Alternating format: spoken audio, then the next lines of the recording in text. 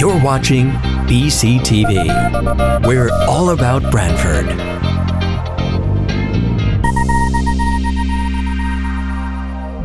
You're watching BCTV, Branford Government Television, a service of Branford Community Television. This program is brought to you in part through the support of the town of Branford.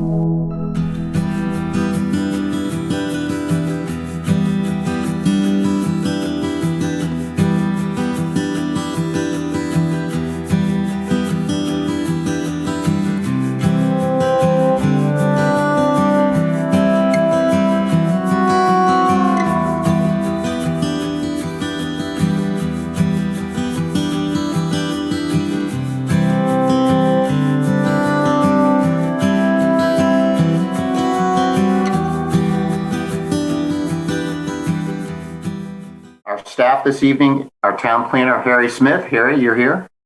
Yes. Our assistant planner, Evan Brunning. Can I ask you your last name? How do you say it? Brining. Brining. I am here then.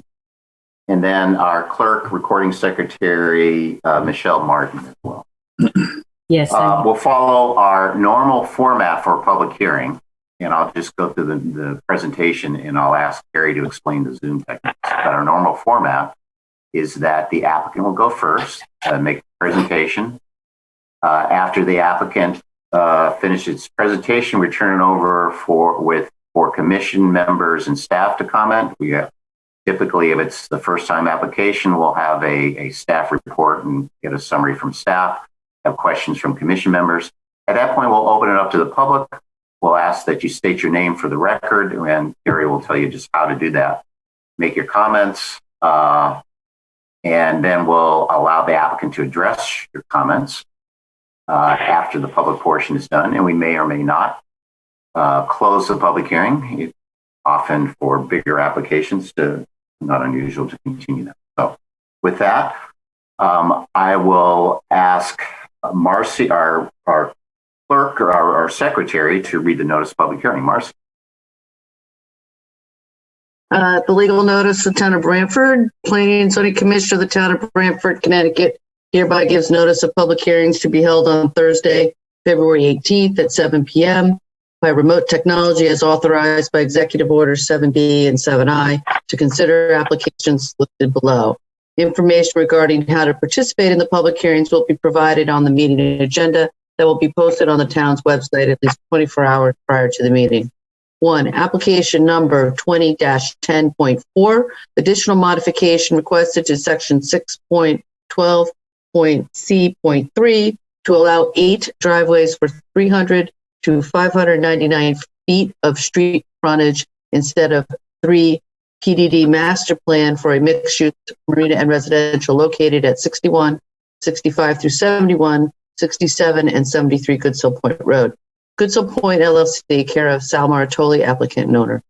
Item number 2, application number 21-1.2, special exception for grading section 6.8 and coastal site plan for the demolition of existing home and the construction of a FEMA compliant home located at 18 Sunrise Cove. Camp Edward and Nancy Carroll, applicants and owners. Item number 3, application number 21-1.4. Special exception for grading, section 6.8, located at 24 Old New England Road. John Senieri, applicant. Patricia Montagnino, trustee and owner. Item number 4, application number 21-1.5, special exception for grading, section 6.8, for a new septic system located at 56 Stony Creek Road, 56 Stony Creek Road, Inc., care of Lee Small, applicant. Barrett Stony Creek LLC, care of Tariq Barrett, owner. Item number 6, application number 21-1.6, special exception for an accessory apartment located at 42 2nd Avenue, Thomas Gerard, applicant and owner. At said hearings, all persons will have the right to be heard. A copy of the application materials will be made available at least 24 hours ahead of the meeting at https://www.dropbox.home/home/planning percentage 20, percentage 26, percentage 20 zoning under the folder for this particular meeting date. Written communication should be submitted by email to p-z@branford-ct.gov by noon of the day before the meeting for posting at the above Dropbox account associated with the town's website. Okay, Chair. Thank you, Marcy. At this point, Harry, can you review with us and the public the procedures for participating in the public hearing? Sure. Just for the record, I want to note I just hit record as we were starting. So I want to note we began the meeting. It seemed to be approximately 7:11 p.m. Mission members, Joe Chadwick, Joe Vayuso, Fred Russo, Marcy Paluzzi, Paul Higgins, Massimo Liguri, and Chair Chuck Andres are present, along with myself, Town Planner Harry Smith, Assistant Town Planner Evan Brining, and Recording Secretary Michelle Martin. In terms of participation, if a member of the public has a copy of the agenda, that is where all this is explained, but just to go over it verbally, if you've joined the meeting via computer through the Zoom platform, and if your computer has a microphone for two-way communication, then during a public hearing, if you wish to speak, you can press the raise hands feature, which is down on the lower bar of your Zoom screen. I believe if you open a participant list, which you should see a participants, there's another button in the lower bar, and scroll down, you can, as you hover over yourself, the more button, I think you can also raise your hand there as well. I'm correct. For the governor's executive order regarding remote meetings, if you wish to speak, you will need to give your name every time you do speak. If you do not wish to speak, you can join the meeting anonymously and do not need to list your name in the Zoom as you sign on to Zoom for the meeting. If you're dialing by phone, or if you have a computer that does not have a microphone, then you will need to call in by phone in order to speak. You should call the number, which you, hopefully if you're at the meeting, you've already done that. And then if you want to speak, you need to press *9 to raise your hand. Again, if you wish to speak, you'll need to give your name every time you do so for the governor's executive order. That is it. Chuck Andrews, Chair. Thank you, Harry. With that, we'll move to our first public hearing item, which is Goodsell Point, care of Sal Martoli, applicant and owner, the 61, 65, 71, 67, 73 Goodsell Point Road, the PDD master plan, mixed use for marina and residential development. And I believe there was one additional notice item that we added to that for this one. This is a matter we've opened the public hearing. We've had a couple of evenings discussing this. And at this point, we'll turn it over to the applicant. I see Attorney Shansky is present. Attorney Shansky, are you ready to proceed? Thank you, Mr. Chairman. I am. Thank you. Good evening, Mr. Chairman, members of the Commission. I am Attorney Marjorie Shansky. I do represent Goodsell Point LLC. With me this evening are Sal Maritoli, principal of Goodsell Point, Todd Ritchie, our professional engineer from SLR, formerly known as Milone and McBroom, Dave Sullivan, our traffic engineer, also from SLR. Mr. Chairman, the purpose of the extension to this evening was for the renoticing with the additional dimension relating to the PDD regulations, which had to do with the driveways. And indeed, as Mr. Smith read, we have provided a revised zoning data chart that reflects that element that has been on the site plan or on the master plan since the inception of our conversation. We have received from the planning office the correspondence submitted by members of the public, and many of them, some of them, a percentage of them came in even prior to the last time we all met, and some have come in subsequently, and they break into several categories: traffic and traffic calming, flood and sea level rise, and density. So, Mr. Chairman, Mr. Sullivan is here to speak briefly to traffic, and Mr. Ritchie will speak to flood and sea level rise, and all of the comments that they will share with you are are information that has been shared with the commission previously, but because of the neighborhood letters, we want to be attentive to the concerns that have been expressed. So we'd like to restate for the record and provide those reassurances both to the public and to the commission. So with that, Mr. Sullivan, Mr. Ritchie, and then I have a couple more items. Thank you. Thank you, Ms. Shansky. You can proceed. I'm going to have to unmute a couple people. Hang on. So I'm going to unmute Mr. Sullivan. You should be able to speak if you're speaking first. And let me get Mr. Ritchie set up.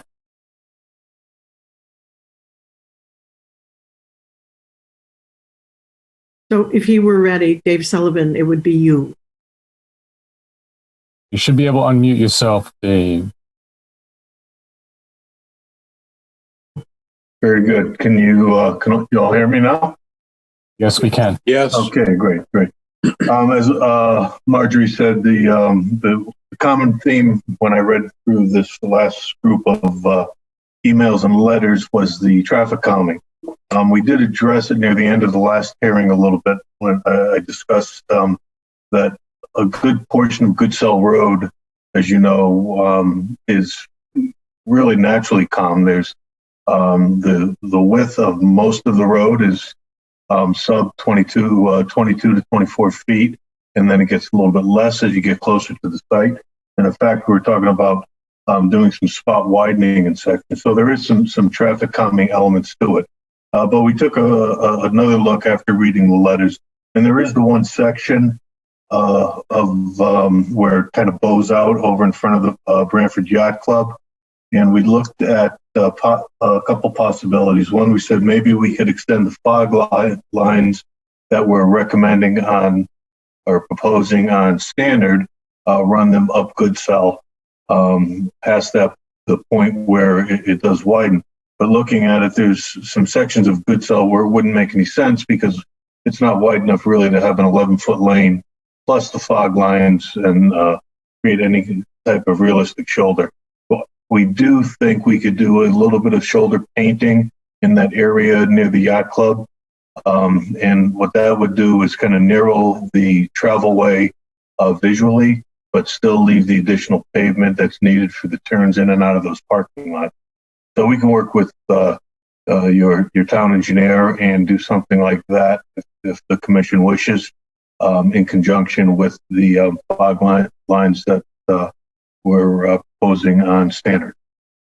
So again, we think that addresses probably in the only meaningful way the traffic calming questions, and we'd be happy to do that.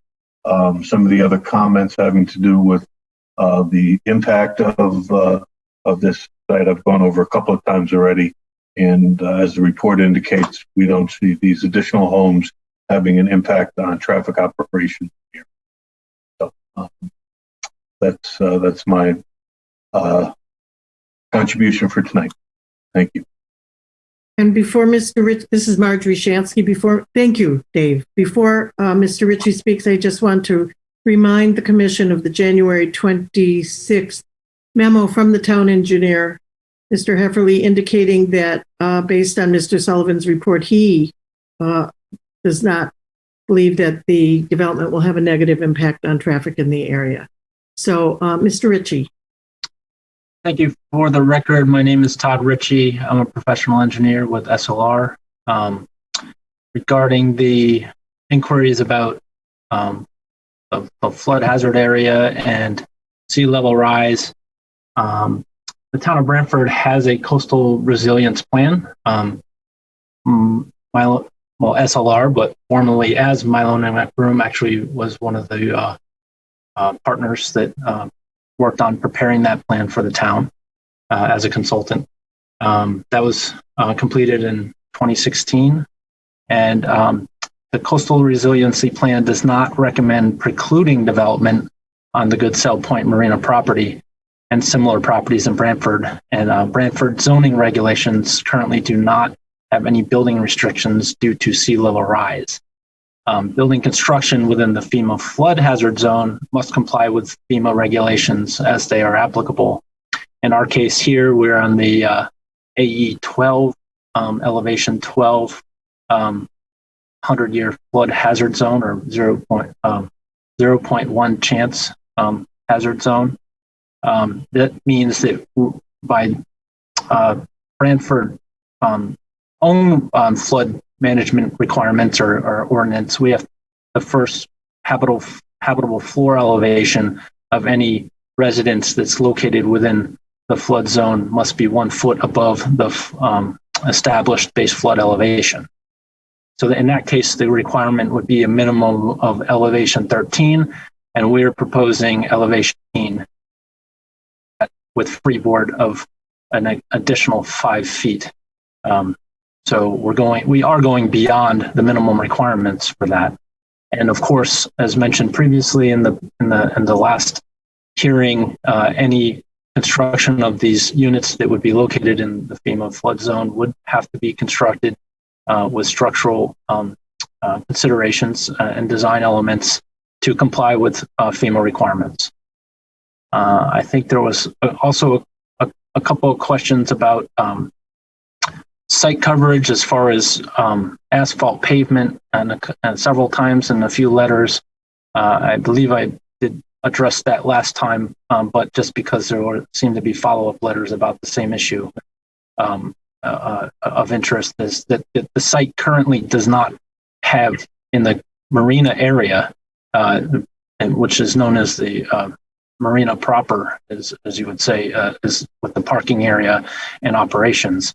It is not currently paved, and it hasn't been, to my knowledge, for some time, if ever. So there's not a vast sea of pavement there. There is a packed gravel surface, and there's certainly asphalt from Goodsell Point Road down the entry driveway to the point that's currently about around the location of the maintenance building or the service building that they have on site right now. And that's where the pavement ends, and the rest is gravel. I think there was also a question or inquiry about if we've done any soil borings or geotechnical type work out at the property. Certainly that's a discussion for further review during the site specifics, site plan review application, or application review rather. But we actually have done that already. We have done test borings out there, and we've evaluated the subsurface conditions in anticipation of design requirements that we will be addressing as we move forward. None of the conditions, again, that we've found so far have indicated that it's not achievable to build on this property. And that's all the comments I currently have, unless someone has some additional questions. Thank you, Mr. Ritchie, and thank you for remembering the asphalt, which is on my list, but I overlooked it. I beg your pardon. So, Mr. Chairman, another inquiry was whether the number of boat slips at 155 would be increasing as a result of the residential development, and no. The answer is no. There are 155 slips, and that's what there will be. There were some discussions in the prior hearing about moving the public access to the other sort of marina side of the property, and I wanted to state for the record that the owner is open to that if the commission were in its judgment to think that that was the better option. The placement of the public access as proposed on the master plan was a result of aesthetic considerations and the nature of the view from that point and other design considerations. But to the extent the other side has been mentioned as being a viable alternative, my client is open to it. So if you have a strong feeling about that or think that's a better element in the site plan, that's okay. Mr. Chairman, we remind the commission that we have a letter from John Goucher from indicating that he doesn't find the master plan inconsistent with coastal area management. And of course, we're all cognizant that in the event we are successful in the commission's review of the master plan, that we will be back for detailed plan review, at which time everybody who has opined thus far will be opining again as to the actual details of the development. And with that, Mr. Chairman, I believe that we have offered you a master plan of a mixed-use development and a very environmentally friendly extension of the sewer line that can have broader benefits than just for Goodsell Point, and would offer that the required findings of Section 9.10.f of the regulations are available to be found by the Commission. And we're here to answer any additional questions that you have, and we appreciate the opportunity. Chuck Andrews, Chair. Thank you, Attorney Shansky. At this point, we will turn it over to Commission members and staff. Carrie, is there any additional comments by staff, either yourself, Mr. Guskowski, or other staff members for you? I believe Mr. Guskowski is on the call.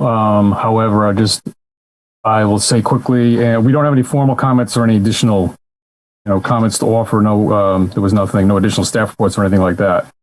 But just to comment upon the presentation that was just made, I just wanted to point out that this application is not necessarily for development per se. It's really for rezoning, creating a planned development district. So you're not merely considering or just considering compliance with regulations in terms of the floodplain management ordinance or any other requirements of the regulations. You're also looking at, in your legislative capacity, if you will, is this appropriate district to establish this location? And I believe you can consider plan of conservation development and the statements in it regarding whether you believe changing the zoning regulations to create a PDD to create additional development potential in this property on a road that is to some minor degree within the 100-year floodplain is appropriate. So I just want to probably offer the development team, in particular Mr. Ritchie, the opportunity to reinforce their previous statement about the degree of flooding. I think there's one small area opposite the north yard of the Branford Yacht Club that would be within the 100-year flood zone, and that it seemed from previous testimony that flooding at such an event right at the 100-year flood would be less than a foot or two, not very extensive in depth. But I'm going to let them speak to that. Again, it's a judgment call. We have a lot of information about sea level rise. Is it precise? Is it exact? No one knows exactly what's going to happen. It's really, I think, a judgment call on the part of the commission. And of course, informed by the best available information we have. Chuck Andrews, Chair. Thank you, Harry. I don't know if Mr. Guskowski has any further comments at this time. I believe he's able to unmute himself. But I'm unmuted. Mr. Chairman, John Guskowski for the record. I do not have any further comments. Thank you very much. Chuck Andrews, Chair. Thank you, Mrs. Guskowski. Are there questions from commission members before we open it up to the public? Any commission members have any questions?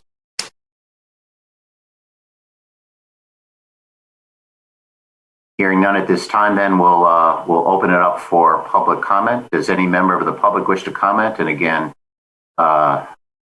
follow Harry's directions. I see Harry. I'll turn it over to you to recognize people. All right, I think I'm going to defer to Mr. Brining. Sure, I see two people with their hands up. We'll just go in alphabetical order. Beth, you can go ahead and unmute yourself. Can you hear me? Yes, we can hear you. Okay, thank you. Thank you for letting me speak. I apologize. I have not seen the plans for the planned development.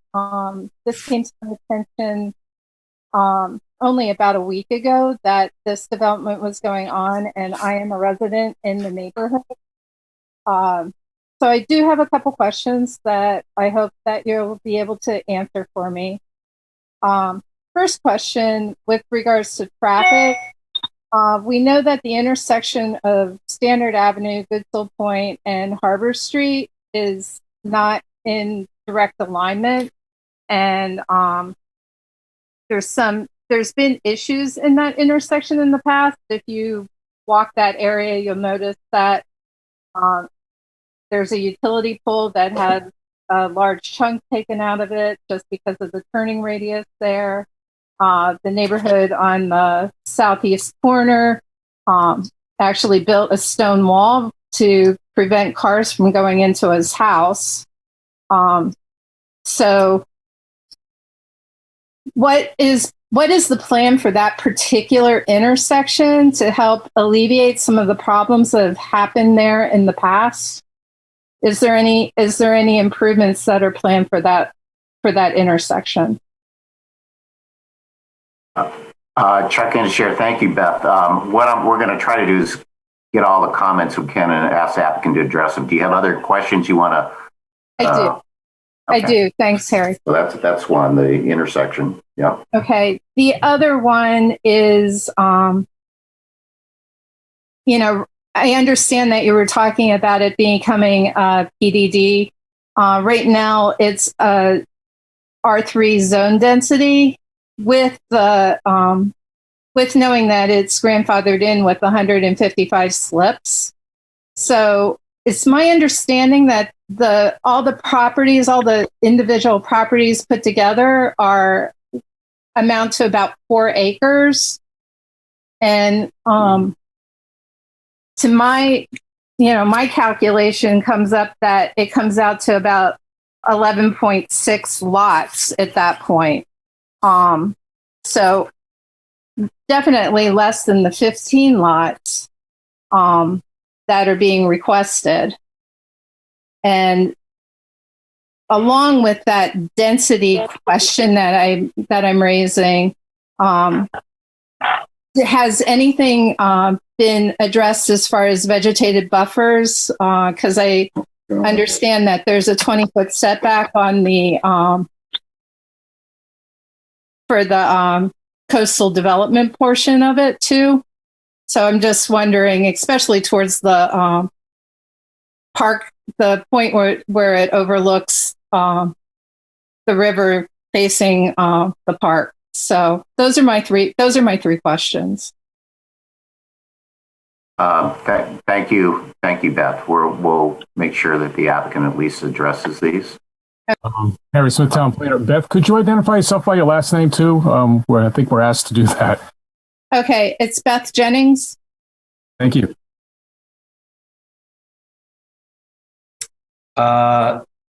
Next, we had another gentleman with his hand raised, and after that, I'll go to Lisa.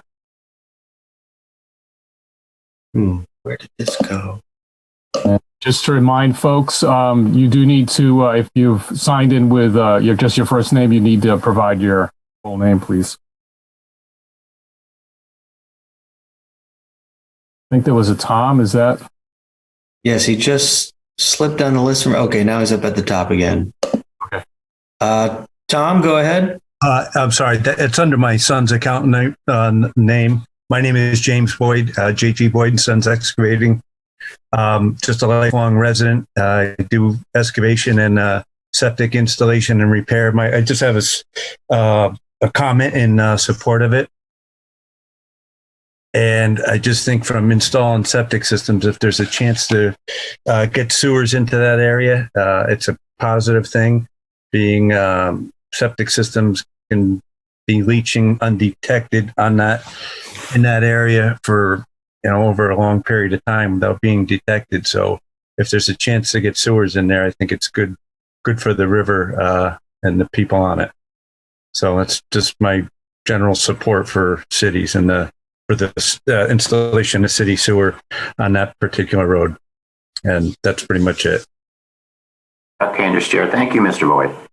Thank you. Harry or Evan, are other members of the public wish to comment? Yes, next up we have Lisa Licio.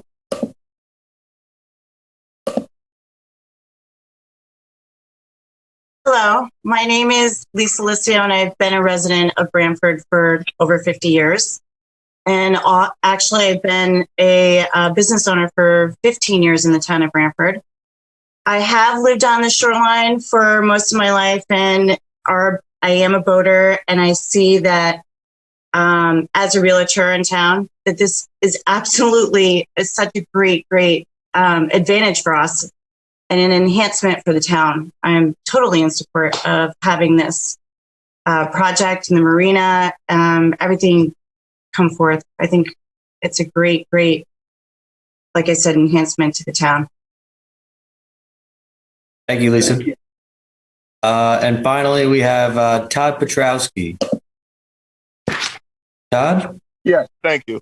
I would actually like to speak on behalf of this. I think it's a great idea for the town. And just to, clarify some quick issues that were raised from a civilian standpoint, that road has had traffic on it for years. The traffic was never an issue until 13 units want to go up. Female attorney, I believe, said there was 155 boat slips. The marina was open last year. You had a ton of cars down there using that marina. I have friends who have boats there. I've been there. So you're getting 75, 80 cars on a weekend down that dead end road anyway. Plus you have the boat launch. Plus you have the two other marinas. And so the traffic, I don't even think is an issue. And number two is this coastal rise that everybody talks about. If this was a case where the water was going to come up that high, pretty much every house on the coastline would be underwater. And, you could take that, whatever scientific evidence. But we dealt with this with Medland Farm. If the water is going to come in, it's going to cover everything, not certain sections of the town. And, I think it's good. I don't think it's going to cause any headaches. And if it was an issue there on the four corners, I'm sure the Branford Police Department would have stepped in and did something about it. Thank you very much. Thank you, Todd. Chairman Andres, I believe that's it.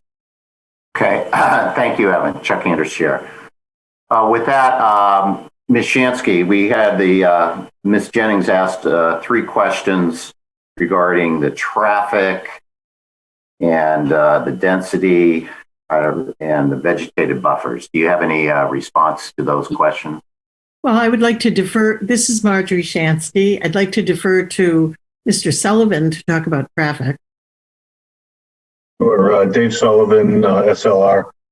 We did look at that intersection not only for traffic impacts, but also the safety there. It is slightly offset, very slightly, but it's an all-way stop control, so the offset does not effectuate traffic flow through there. And in fact, it's a fairly calm intersection. The level of service is very good. The small amount of traffic we're adding will not be affecting the level of service. And we looked at the latest 3 years of accidents, and there were no reported accidents there. There are a couple of poles kitty corner from each other that are a little close to the road, but the utility poles are not being recommended to be moved because there's no indication they need to be at this juncture. So no improvements are recommended there, and we don't see that we're impacting it such that we would be needing to do those. Thank you. Mr. Chairman, this is Marjorie Shansky. With respect to the vegetated buffer, and I don't know if Mr. Ritchie has anything at this point, but to the extent that this is a master plan, there will be substantial detail when it gets to site plan review, and nobody is opposed to the idea of a vegetated buffer, and everything depends on the margins between the jurisdictional, line and the private property. But that's a point that can certainly be taken for study and enhancement to the extent that it's feasible.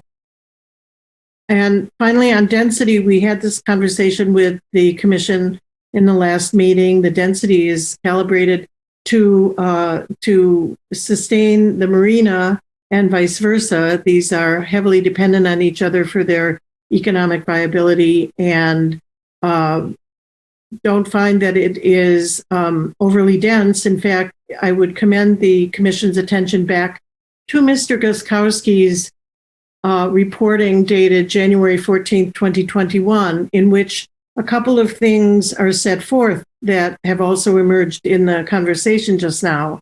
One, I guess part of it through Mr. Smith. One is that in our original submission, we included a plan of conservation and development analysis for consistency purposes. And in Mr. Guskowski's report, he takes those points on, and while the housing element that we were espousing, he did not find particularly persuasive, the other consistency elements that we described, he did. So we do believe that we're demonstrating the requisite POCD consistency. And then also notable in Mr. Guskowski's report is his analysis of the section 9.10.f criteria for the approval of the master plan, which Mr. Smith properly also affiliates with the notion of a map change, because we are seeking plan development district designation under this master plan or in connection with this master plan. And Mr. Guskowski goes through that analysis as well and finds the elements, especially of section 5.4.b.2 for the plan development district, to be met in terms of the zoning change or the map amendment. I'm sorry, I was reading out of the wrong section. So, but I do commend his report to your attention. We have provided a basis for those findings from our original submission through the public hearing, and I think we find resonance in Mr. Guskowski's reporting. He raised some details that we've spent these evenings discussing and responding to, and believe that the record is sufficient for the commission to make the requisite findings. Chuck Anderson, thank you, Ms. Jansky. Ms. Jansky, do you have any other comments you'd like to make at this time? I don't, Mr. Chairman. Do you have any other questions at this time? We'll find out. Chuck Anderson, do we have any further questions or comments from commission members or staff? Chuck, I'd like to make a comment. Fred Russo. I was just curious. I don't think this was covered, and it has kind of something to do with traffic. Does a unit owner, once units are built, are they automatically assigned the slip, or is the marina separate in terms of who gets and rents or buys or whatever they do there? I was just wondering, if a property owner of the proposed development automatically gets a slip, because then it would cut down some traffic. It's not that they automatically get one, but they certainly are eligible to have one. Okay. I guess my question is, the slip doesn't come with the unit? No. Okay. Chuck Anderson, thank you, Fred. Any other questions or comments from any members of the commission staff? Hearing none, then I think we can close this matter as a public hearing. My suggestion on this one is that we've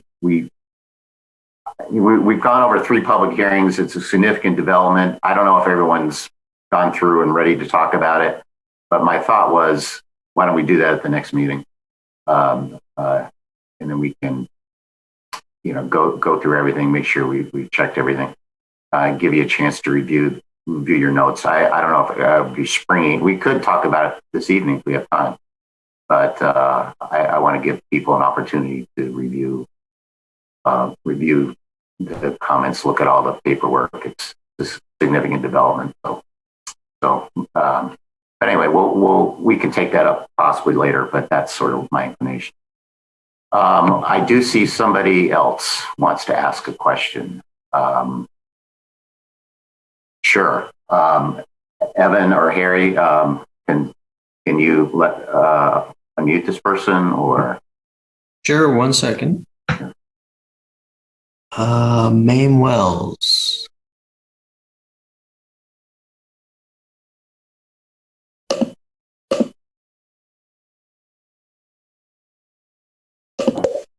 Go ahead, Mame. Okay, thank you very much. My name is Mame Wells. I'm also a neighbor of Goodsell Point, and I was just curious. The question raised by Beth Jennings regarding density and her understanding that current regulations equal the more or less 11.6 building lots rather than 15. And I understand that Ms. Jansky addressed that, but I didn't really understand why the current regulations are being sort of bypassed so that instead of 11.6, it's okay for 15 homes to be built. I just like clarification on that. I know that the homes are going to support the marina, but can someone address that a little bit more clearly for me? Why the current regulations are sort of being bypassed? Chuck Anders Chair, thank you. Attorney Shancy, do you want to address that? Or I will address it I'm happy to address it. Thank you, Mr. Chairman, and perhaps then you can address it. I wouldn't describe the request to land a floating zone on parcels of land to be bypassing the regulations. It is part of the regulation. It is a flexible zoning district that has been recognized to offer alternatives to Euclidean zoning, to typical zoning that has been the manner in which we've developed for almost 100 years now.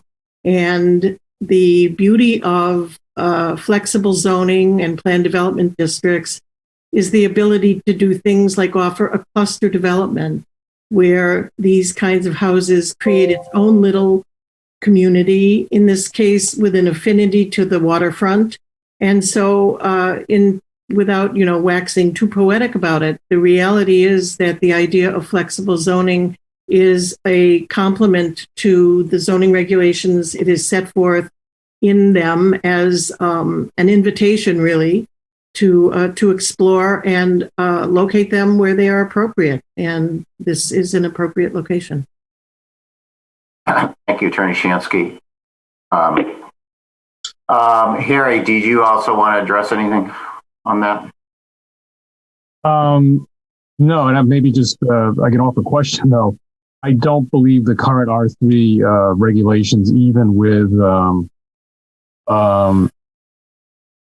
let's say the development was proposed at exactly 11 point whatever units that would be allowed if you took the entire land area and divided by 15,000 square feet of lot area that's required for each lot, could be developed in the manner being proposed by the applicant. So you could not group the units into the pattern that's being proposed and retain the marina and the parking area associated with it. So the only way to do development, this particular development that is proposed with this particular layout, is to look at the Planned Development District regulations and propose it as a vehicle to allow this development to proceed. Thank you, Harry. And to be fair, one of the, there have been some concerns raised that this is too dense, that it's too much, and that's something the commission will consider. So with that, then, I believe that we can close this matter as a public hearing, and maybe later on we can talk about to what extent we'll talk about this later. So then let's move on then to, by the way, it's Chuck Anders Chair. I forgot to announce my name. Let's item number 2, which is John Petrovsky, 8 Sawmill Road, special exception for grading. And I believe we had opened this matter as a public hearing at our January 28th meeting. Is this a matter that we are ready to proceed with, as far as we know? I believe Mr. Mandel is here, and possibly let's start with Mr. Mandel.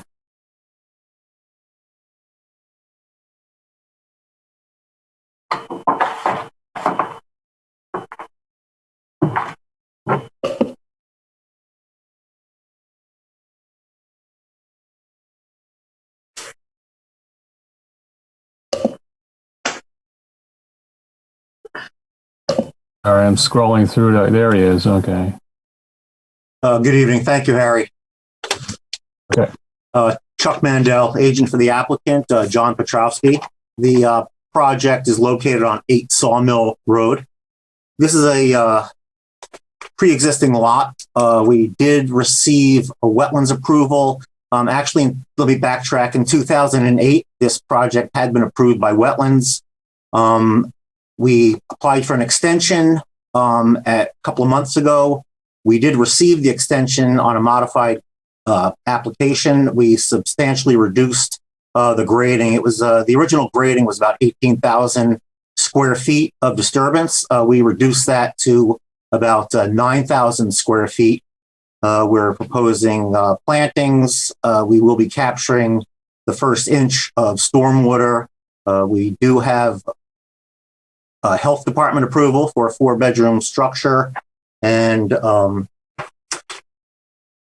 in regards to, I know one of the main issues on this lot was the adjoiner to the north was concerned about the additional water that was going to be created by this. We had gone out there and looked at this.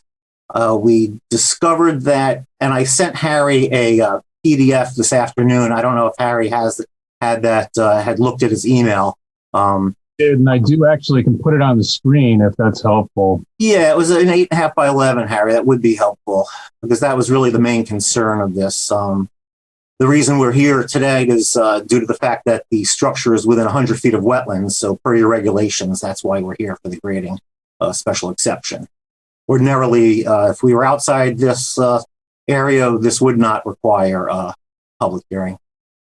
All right. So hopefully folks can see this drawing on their screens right now. Right. So as you can see, to the southeast corner, that's our proposed structure and the septic system, along with the stormwater mitigation.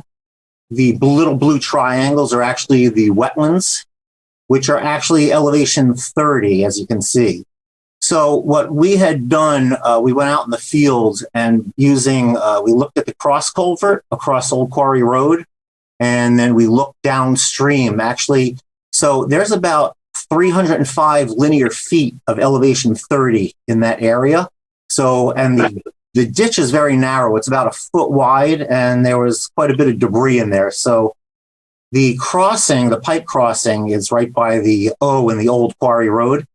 It's about I believe it's a 15-inch concrete pipe, but every time we've been out there several times, and the pipe is about half full with water. It's it's been sitting there pre and post for quite a while, and I believe the adjoiner had some pictures showing the flooding adjacent to his driveway.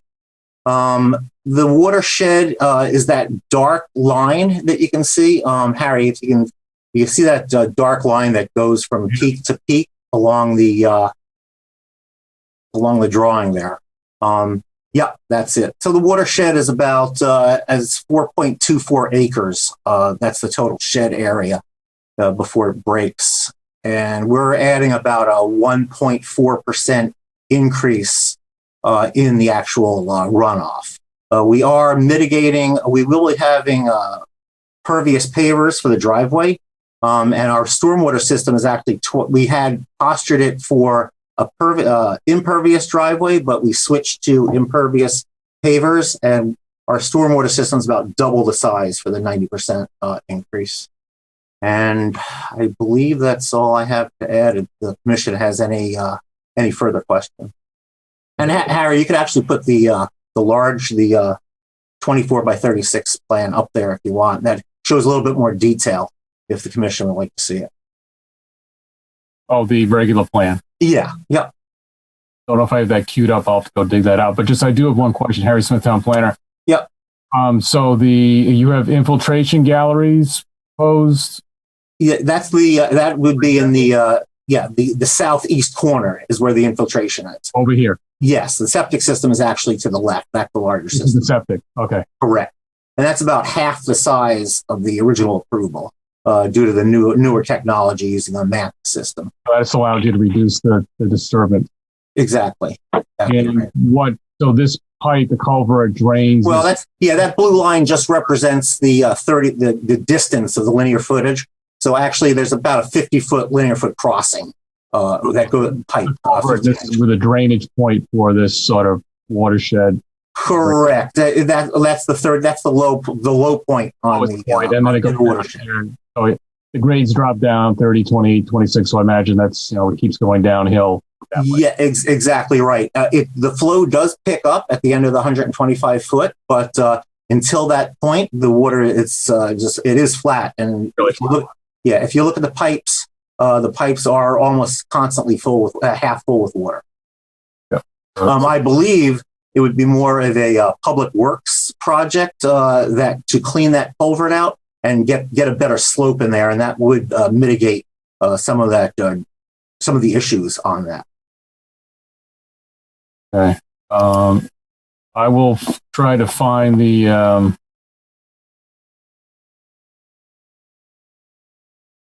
man here. There were a couple of comments by the town engineer that we had changed that we took care of on the new plan.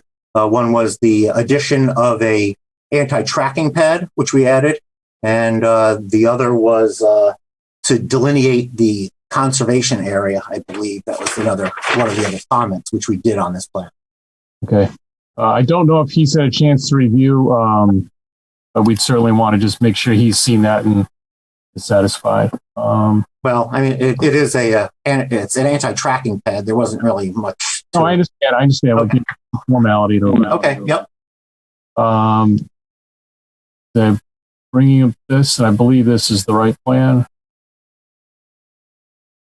Is that correct? That's the revised one, I believe. Yeah, there was one with it that we did show an anti-tracking pad. I believe that's an older. There is one more plan that we had. I don't know if we have that in our file at this point. I have to tell you because this is the most recent one I saw in the. Well, I did send it to you and to Michelle, I believe. So this is the revised map, Exhibit 13. It's dated when it got scanned in was the 11th of February. Okay. So was there one after that? There was one that shows the anti-tracking pad, and that was the only comment that we needed to address. Okay, we can track that down, but it doesn't know. Okay. File here somehow. Yep. That's fine. But that was the only revision. Okay. Again, this application was reviewed by Mr. Guskowski. I don't know if he has anything to offer at this point. I don't believe. No, Mr. Chairman, for the record, this is John Guskowski. Mr. Guskowski, yes. Okay, so my concerns regarding this were largely pending the town engineer's review and some of the justification for sort of the drainage details and stormwater details. So as long as the town engineer is satisfied, I have no further comments. Chuck Chair, thank you, Mr. Guskowski. Yeah, this is Chuck Mandel, the applicant. In the letter by the town engineer, he was satisfied with stormwater mitigation. Chuck Chair, thank you, Mr. Mandel. Are there other questions from commission members or staff before we open it up to the public?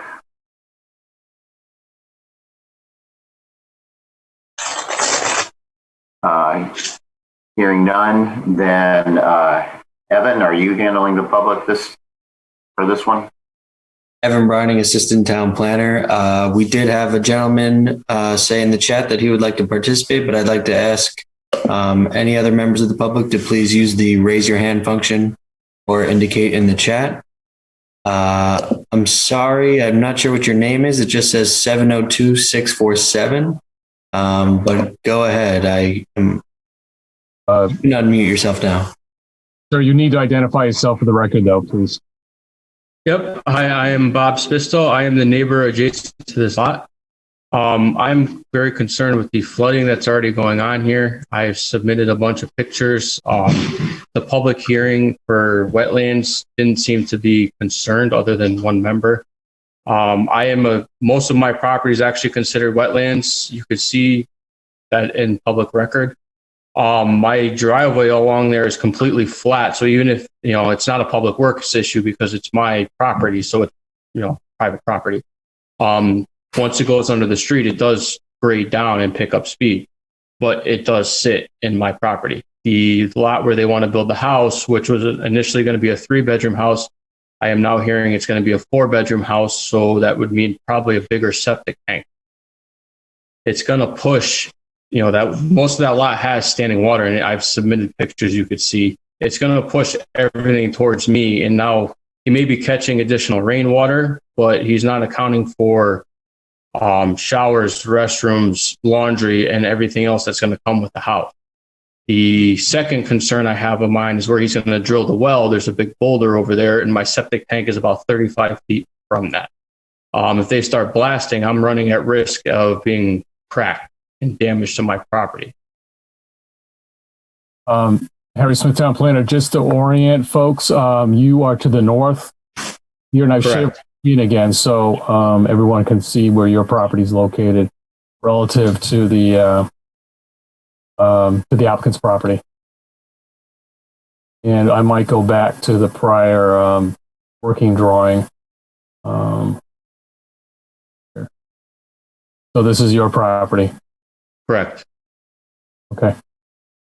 And that's so my septic tank, you can see right where my house is right there. My septic tank is directly behind that, and my leaching field is towards the corner of that lot where he originally proposed to drill for the well. Okay, is that over here where I'm circling? Yes. Okay. Yes.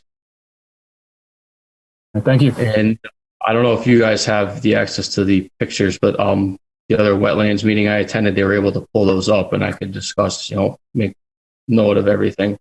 Actually, I do. So I've just switched to those, and that was your email, and I think this is the first photo we received. Yep. So that standing water is there most of the year, and then if you under extreme conditions, snow melt, heavy rains, that will flood all the way up to my driveway, and it'll flood into my backyard towards my leaching field.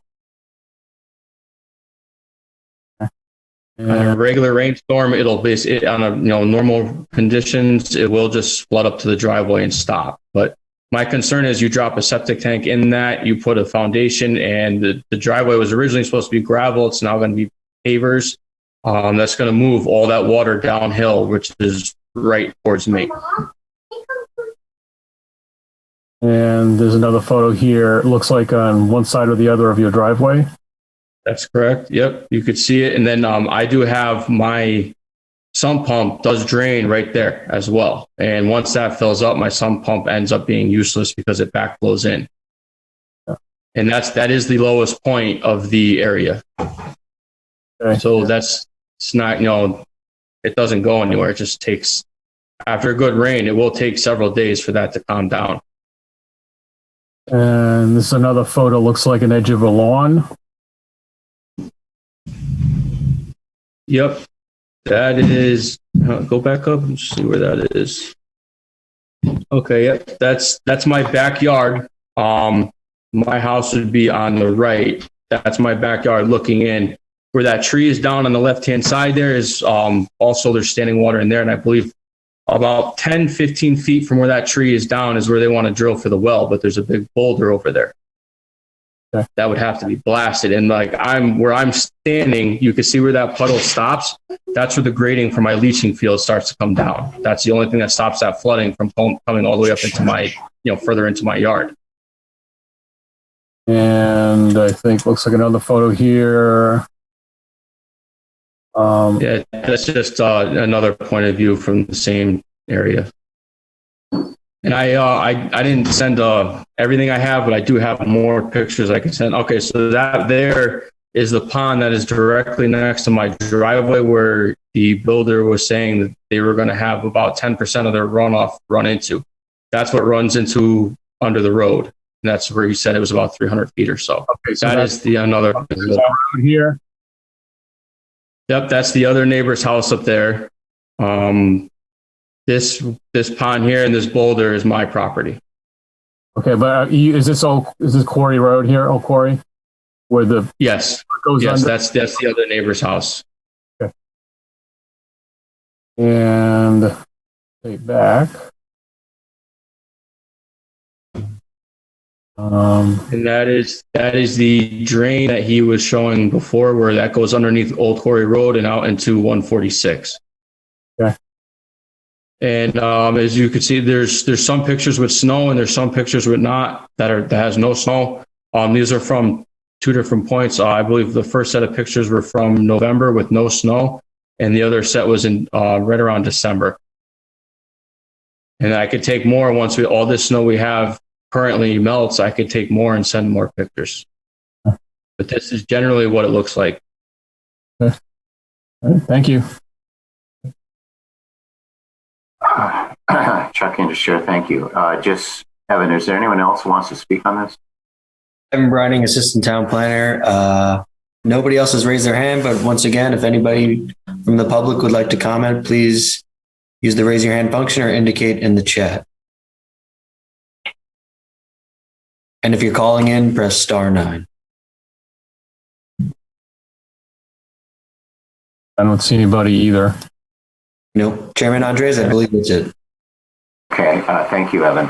Chuck Ander's chair. Okay, Mr. Mandel, do you want to address the flooding, the potential flooding concerns? Is this going to make the situation any worse? We don't believe the situation will be worse from the Chuck Mandel, agent for the applicant. Like I said, we're not creating more rainfall.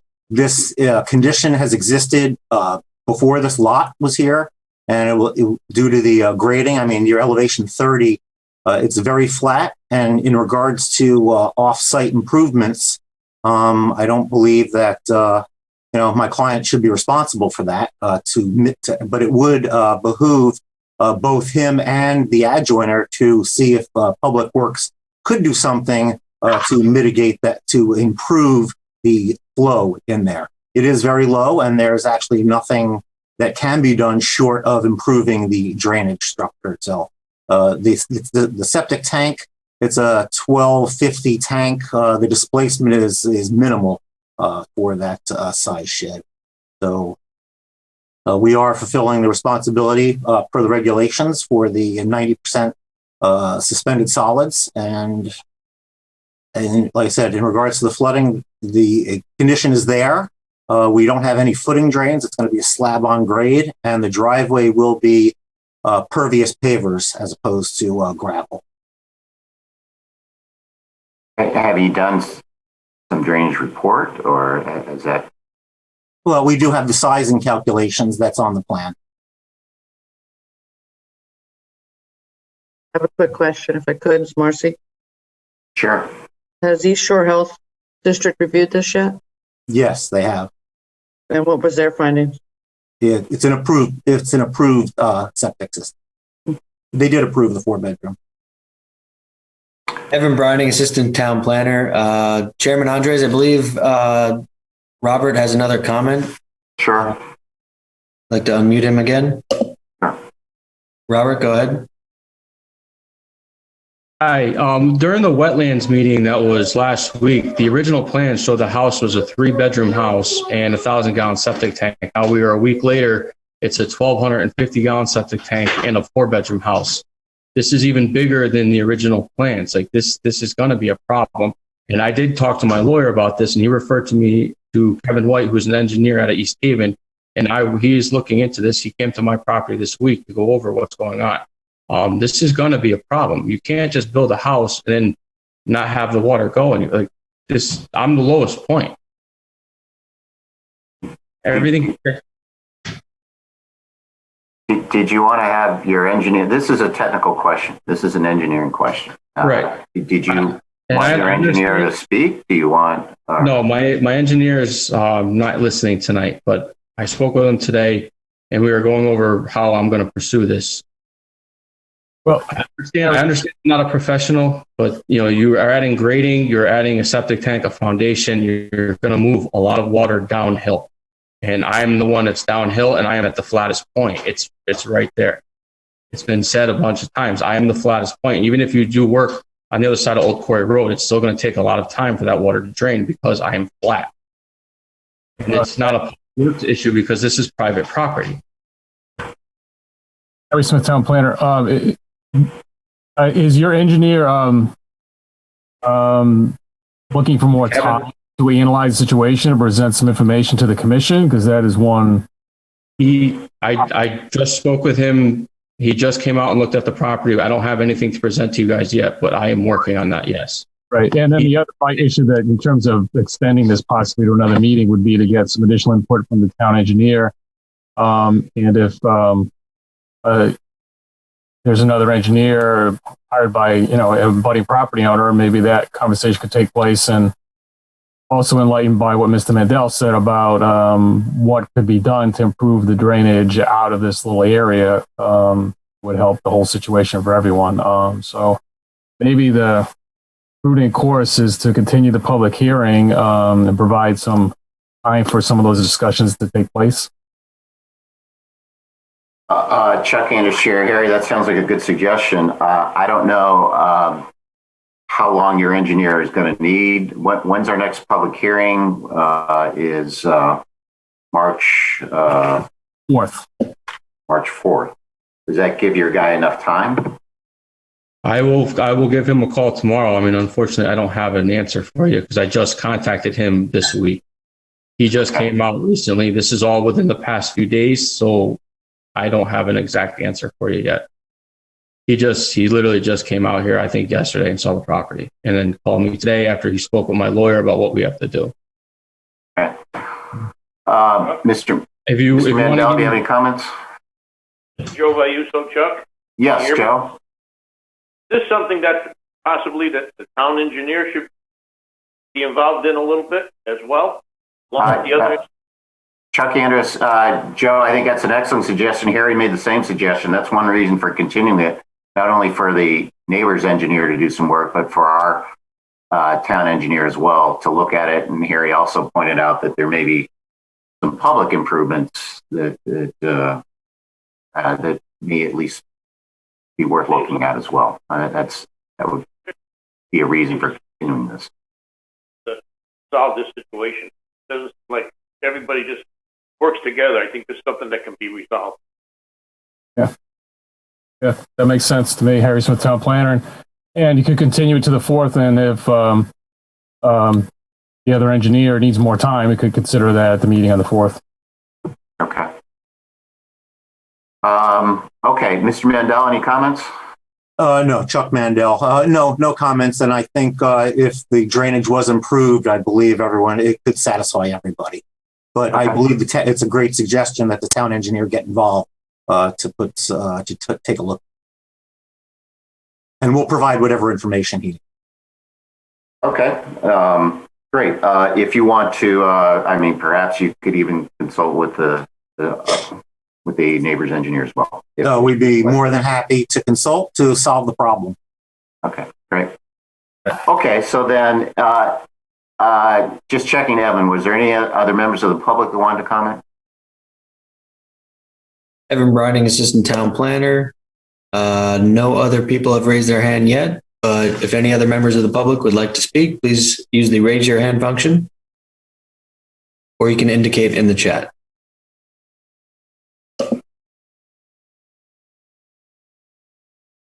Chairperson Andres, I believe that's it. Okay, Chuck Anders, Chair. And then it looks like what we'll do is we'll continue this matter to our March 4th meeting. So this public hearing is continued to our March 4th meeting, and hopefully we'll be in a better position at that time. So thank you all. Good night. Thank you. Thank you. Brings us then to item number 3, which is Edward and Nancy Carroll, 18 Sunrose Cove Camp. This was a special exception coastal site plan. And my understanding, Harry, is that we were going to open and continue this matter, or? Harry Smith, town planner. Yes. We've also contacted the applicant's engineer, Todd Anderson, and worked out an agreement with him and the applicant to, along those lines, to just simply open the meeting, the public hearing, and continue it to the 4th, when hopefully we'll have some loose ends wrapped up and additional information. Okay. So item number 3, if you're here on that, we're going to just open and continue this to March 4th, and hopefully there'll be better information that you can comment on if you have any comments at that time. So for item number 3, we'll continue this public hearing to our March 4th Zoom meeting. Next one is item number 4, which is John Zaneri, Patricia Montanino, 24 Old New England Road, another special exception for grading. Are we ready to proceed on that one? Harry Smith, town planner. I believe we are. I'm going to, I want to hear from the applicant, who I believe is Mr. Preddy, represented by Mr. Preddy. So let me, if we can unmute him.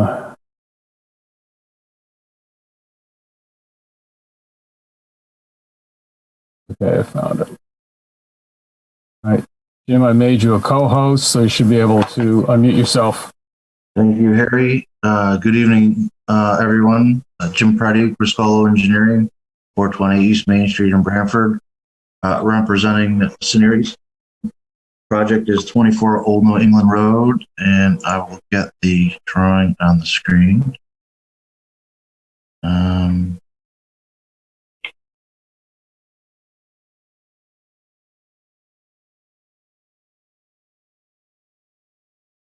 You see that? We see Yes, actually a directory listing of files. You don't see the plan? No, I must have the wrong plan. I don't know if you have the right screen there. How about now? Okay, there we go. All set. Okay. So this is the property, 24 Old New England Road. It's kind of a odd shape with a triangular bit in the back here. There's some wetlands that kind of cut off this triangle. There's an existing gravel driveway that goes to a neighboring property that there's an easement over. This property is net just over 30,000 square feet. They received the variance back in June to allow this lot to be a building lot with less than 40,000 square feet. Because I believe when the subdivision originally happened was prior to wetlands. So they didn't take into account removing that from the area when it was done. So they did receive a variance for the minimum lot area size back in June.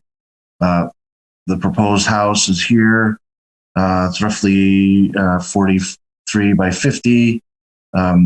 They'll have a very short driveway off of this gravel driveway into the house. Deck in this area, septic system, which has already been reviewed and approved by the East Shore Health Department.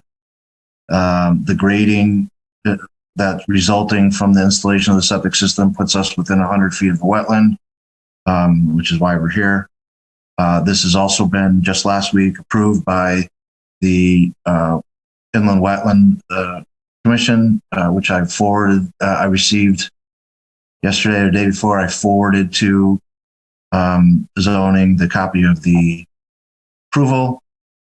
We are storing an inch of the roof area in this grass stormwater storage area in this area here. Typical erosion controls around the outside. The construction entrance will be the driveway here, because this is already gravel. So the road will be fairly well protected. And I believe that's it. It's just a single family home. And again, we're here for the grading issue. Chuck Candace Chair. Thank you, Mr. Preddy. Any comments by staff on this application? Harry Smith, Town Planner. There was a staff report prepared by Mr. Guzkowski, who I believe is still present in the meeting, and I'll see if he wants to present it, but I can cut to the chase here. We did discuss this with him today, and the additional information that was provided, specifically the proof of the variance and the inland wetlands permit, as well as a comment in the form of an email from the town engineer, which I can put up quickly.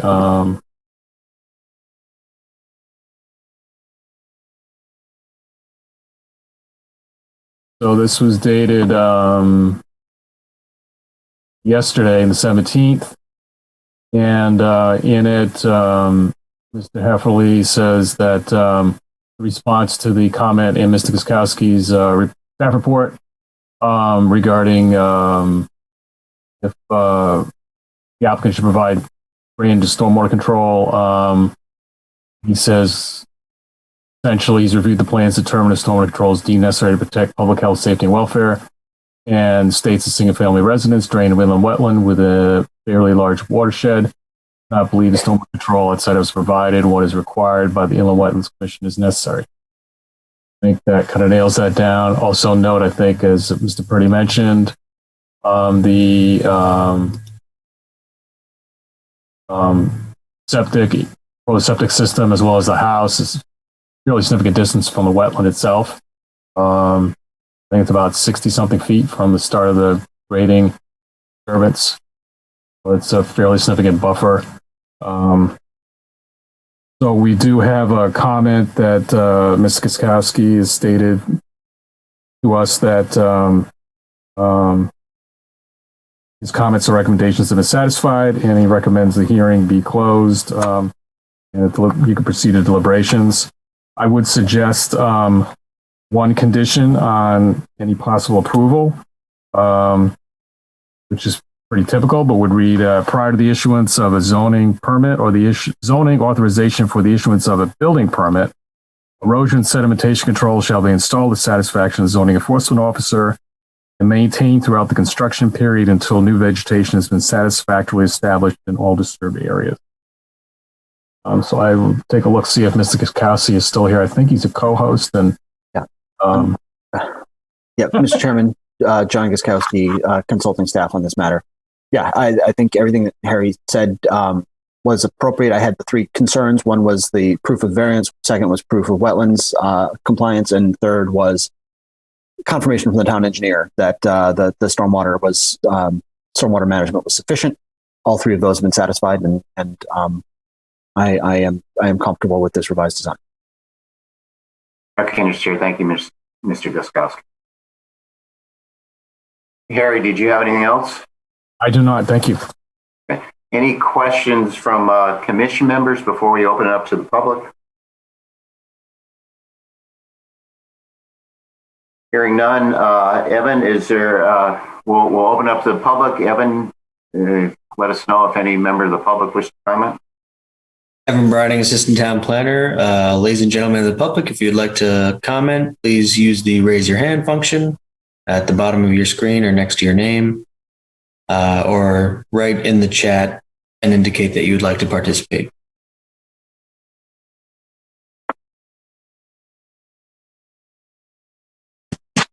Chairperson Hodges, I don't believe anybody would like to comment at this time. Thank you, Mr. Bryan. Okay, then I think we can close this matter as a public hearing. Mr. Preddy, do you have any other further comments? Just one thing there. I believe that in the wetland approval, inspection of the erosion controls is already a condition of approval. So if it simplifies your life, Harry, I think it's already covered. Harry Smith, Town Planner. I don't think a little redundancy would hurt, and typically we have the zoning officer just do it anyway, or check with the wetlands office and make sure it's all set. So. No, then I'm all set. Thank you. Okay, thank I appreciate the effort to try and make my life less complicated. Any, Chuck Andrews Chair, any further comments by commission members or staff? Then we can close this matter as a public hearing, and this looks like something we can take up after we finish our public hearings. Thank you. Brings us into item number 5, which is 56 Stony Creek Road, Baird Stony Creek, another special exception for grading. And Mr. Preddy, are you addressing this one, or is this one where we need to open and continue? I was told earlier today that I guess this is being continued because there's more to the story here than I was part of. Evan told me earlier. I was engaged to address the septic issues they're having, but I guess there's other items, and so the thought was that they would be dealt with all at once. I could talk about the septic if you want, but you're probably better off getting the whole picture all at once. Okay, thank you, Mr. Prady. I think that makes sense. Harry, is that accurate? Harry Smith, town planner. That's completely accurate. Just elaborate just a tiny bit further. Putting the septic system would remove a little bit of vegetation, so we would need a modification for the grading proposed by the septic, which is, I think, fairly minimal in the end result, and landscaping. And then I believe the applicant is proposing some additional changes to the final approval, because I think they're actually amid construction now. They've done a phase 1, and they have another phase to go at least, and rehabbing the building and the site. The plan is to get those additional applications in and come back to you with everything all at once, as Mr. Preddy said. Chuck Andrews Chair. Thank you, Harry. Okay, then, any comments from commission members?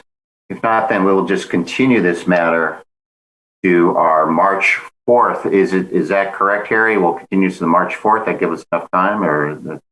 Yes, if it doesn't, we'll continue it again, but hopefully that will do the job. Okay, so item number 5 is continued to our March 4th Zoom meeting. That brings us into item number 6, which is Thomas Gerard 42 2nd Avenue, a special exception for an accessory apartment.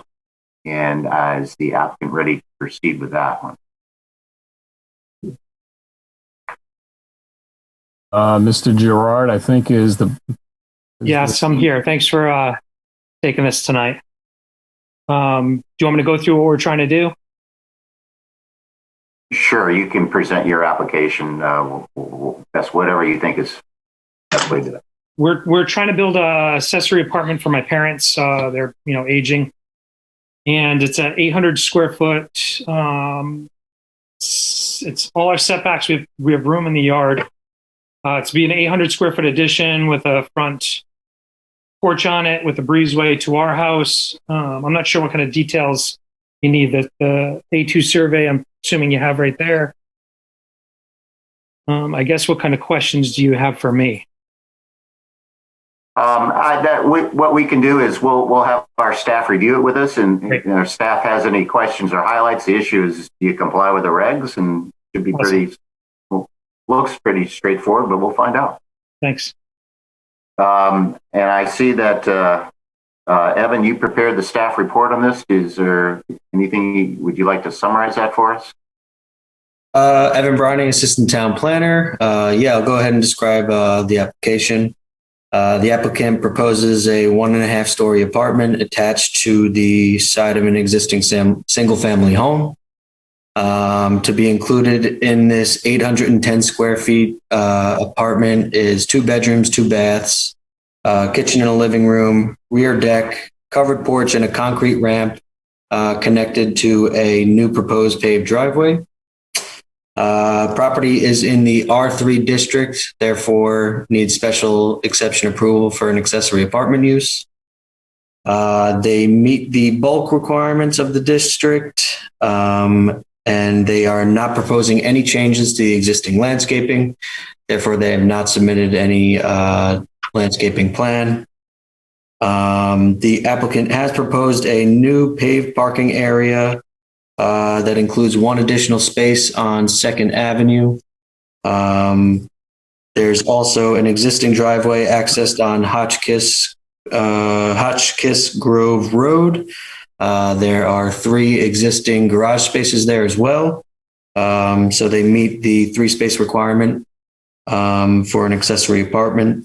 The proposal satisfies the general requirements of Section 7.4 accessory apartments.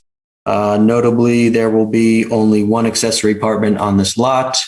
It is on the same lot as the principal dwelling unit, and the applicant and the owner will occupy one of those dwelling units.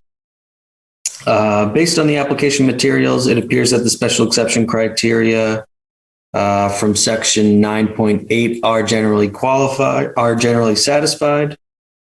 Staff would recommend that one condition be added to any approval, that being the owner of the accessory apartment property must file a deed restriction on the land records, requiring that the unit, if rented, be rented at or below prices that would qualify the apartment as affordable housing.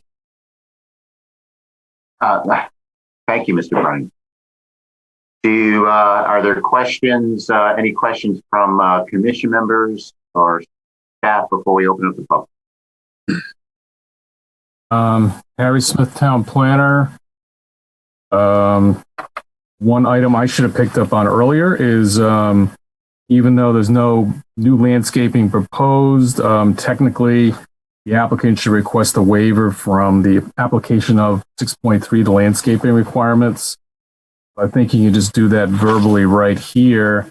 And then if he does that and the commission is appropriate, they can make a finding that no additional landscaping is required in view of excellence of the existing landscaping plan. It would be the landscaping on the property.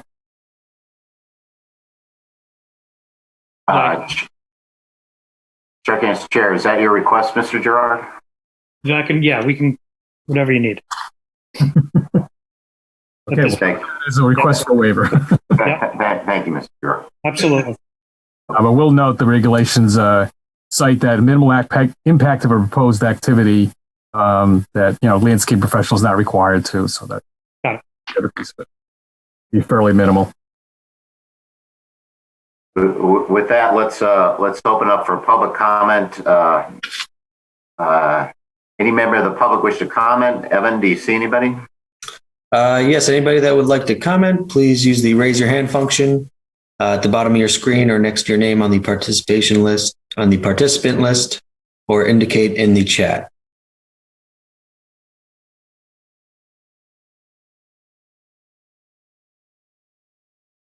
Chairman Andres, I don't believe anybody would like to comment at this time. Okay, thank you, Mr. Bryan. Are there any further comments from the commission members or staff or the applicant? No. Okay, thank you, Mr. Gerard. And then I think we can close this matter as a public hearing, and this is probably something we can take up in a little bit. Thanks so much. Okay. That brings us then to our minutes. We have two sets of minutes that were mailed out to us. The first was from our December 3rd, 2020 meeting. And I don't know if you had a chance to review those. And if so, if someone would like to make a motion to approve the minutes from the December 3rd, 2020 meeting.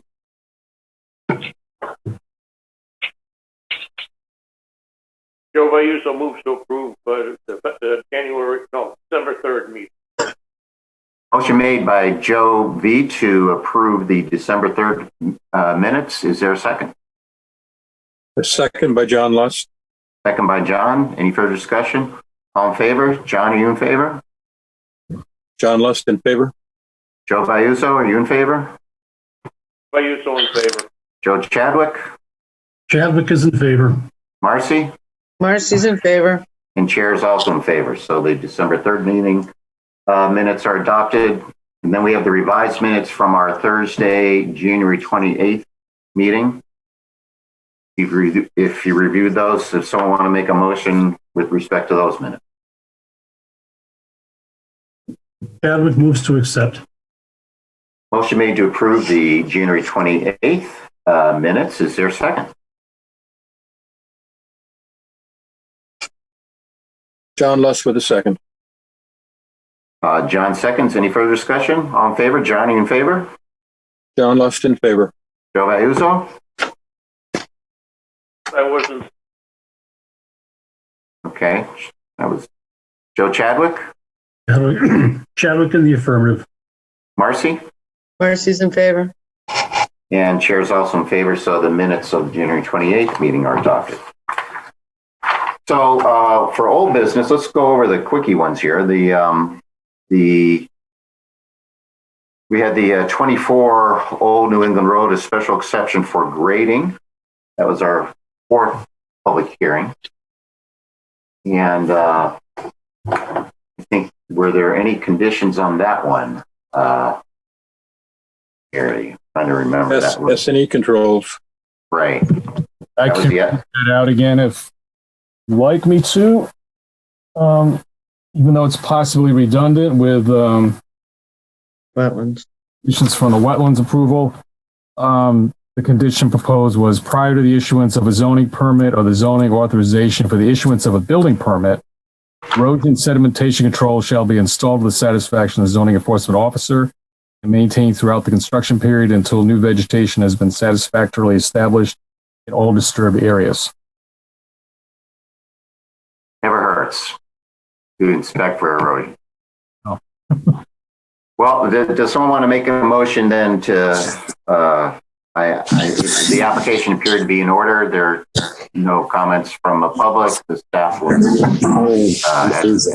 other than that comment, look good. So would someone like to make a motion to approve the application with the erosion control inspection condition that Harry just read off? Joe Vayuso moves to approve. Motion made to approve by Joe. Is there a second? Marcy Peluzzi seconds. Second by Marcy. Further discussion? All in favor? John, you in favor? John Lust in favor. Joe Vayuso?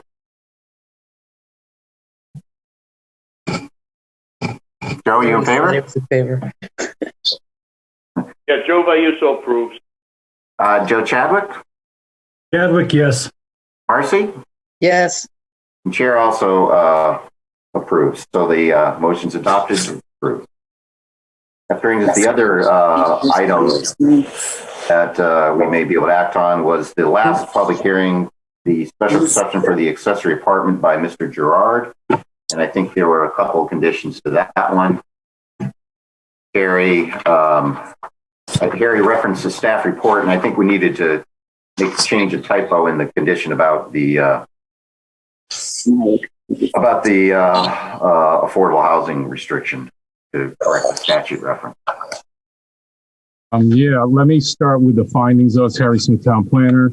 So we have finding is proposed in the staff report by our assistant planner, Evan Brining, and adding to that a finding that the landscaping for section 63L, existing landscaping is approved to be used towards the landscaping requirements, and where it may not meet all the landscaping requirements in the regulations, the commission finds that those requirements are modified and waived due to excellence in landscaping design. That would be a second finding. And then in the condition itself, I think, as you mentioned, there's a reference to Connecticut General Statute, section 8-39A. That reference should be to section 8-30G. Okay, then if there, I don't know if anyone has any comments. If not, does someone care to make a motion to approve the application with the findings and conditions in the staff report as amended by Harry? That's adding the second condition about the landscaping waiver, and then the condition changing the statutory reference from 8-39A to 8-30G. So moved by Chadwick. Motion made by Joe Chadwick. Is there a second? Second by John Lust. Second by John. Any further discussion? All in favor? John, you in favor? John Lust in favor. Joe Vayuso? Vayuso in favor. Joe Chadwick? Chadwick in favor. Marcy? Marcy's in favor. And the chair is also in favor, so this application is approved, Mr. Gerard. So I guess the other public hearing was that we discussed and closed was the Goodsell Point one. I don't know what your thoughts are. I know we have to, there's 2 recusals from this, so we would need 2 alternates. My general thought was just to, I mean, there were a number of things brought up during the course of the public hearing, the density, the layout, the access, for the internal roads, some traffic calming stuff, gazebo, where that should be, where the open space should be, affordable housing, the deed and fee in lieu of. And there was a number of public comments, as well. That's just my thought, because I don't know if everyone was ready. I mean, there's public comments, there are lots of stuff in favorable, there are some negative questions about, road width and so forth. So my thought was, so we could, because it's a big application, maybe give you a chance, because I didn't know if we'd even finish, but we could start talking about it, in which case we need to figure out who's voting, who the 5 are. So any other thoughts? Harry Smith, Town Planner, just want to jump in quickly. We took a look back at the start of the public hearing, which was the first meeting in January on the 14th, I believe. And even though the commission doesn't need to designate who will be sitting on the application until you get to deliberations, I believe at that point, just so people would know, they were being relied upon to be at all portions of the public hearing. I believe at that point it was indicated in the minutes that Mr. Higgins and Mr. Liguri would be sitting in place of the 2 members who recused themselves. So that was what was stated in the minutes on the 14th. Harry, this is Paul Higgins. Can you hear me? I can, yes. Yes. Earlier, Michelle called me and asked if I had reviewed the tape from the prior meeting. Yep. I was unable to attend the January 28th meeting, and I have not yet been able to do that. So, okay. To vote on this tonight is probably problematic for me. Yep.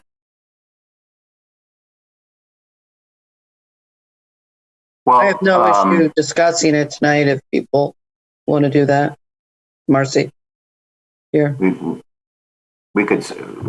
Well, it's probably preferable if Paul's going to stay on it, that he's had a chance to listen to the entire public hearing record before you start deliberations. Be my suggestion, or swap out alternates and go to Fred. But I think Fred, you've been to all the sessions of the public hearing, I believe. Yes, I have been. Fred Rousseau, yes. All right.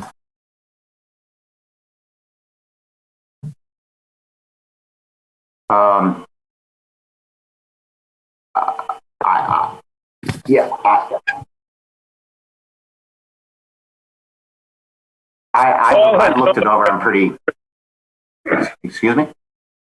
Paul has no objection to Fred taking over. None at all. Okay. Well, what do you? I just threw out. Let's wait so we could, get go over it again. But maybe we don't need to do that. So, what do others think? Anyone else? Marcy, you said you could. Yeah, I'm perfectly comfortable. It's not it's only the beginning of a process. They're going to have to come back if we approve it. So it's going to be extensively reviewed. And I felt like a lot of the details that were being discussed were, quite frankly, a little bit premature for this application, that they're really details that should be, considered later. So, I have no issue reviewing it and discussing it. I would like to stay focused on, the approval of what this is, the amendment that this is asking for, not necessarily the whole site plan review, is I guess that's what I'm trying to say. Sure. Joe Chadwick, what do you think? I'm prepared to discuss anytime. Okay. Fred, are you ready to discuss, or you want to go over everything first, or what?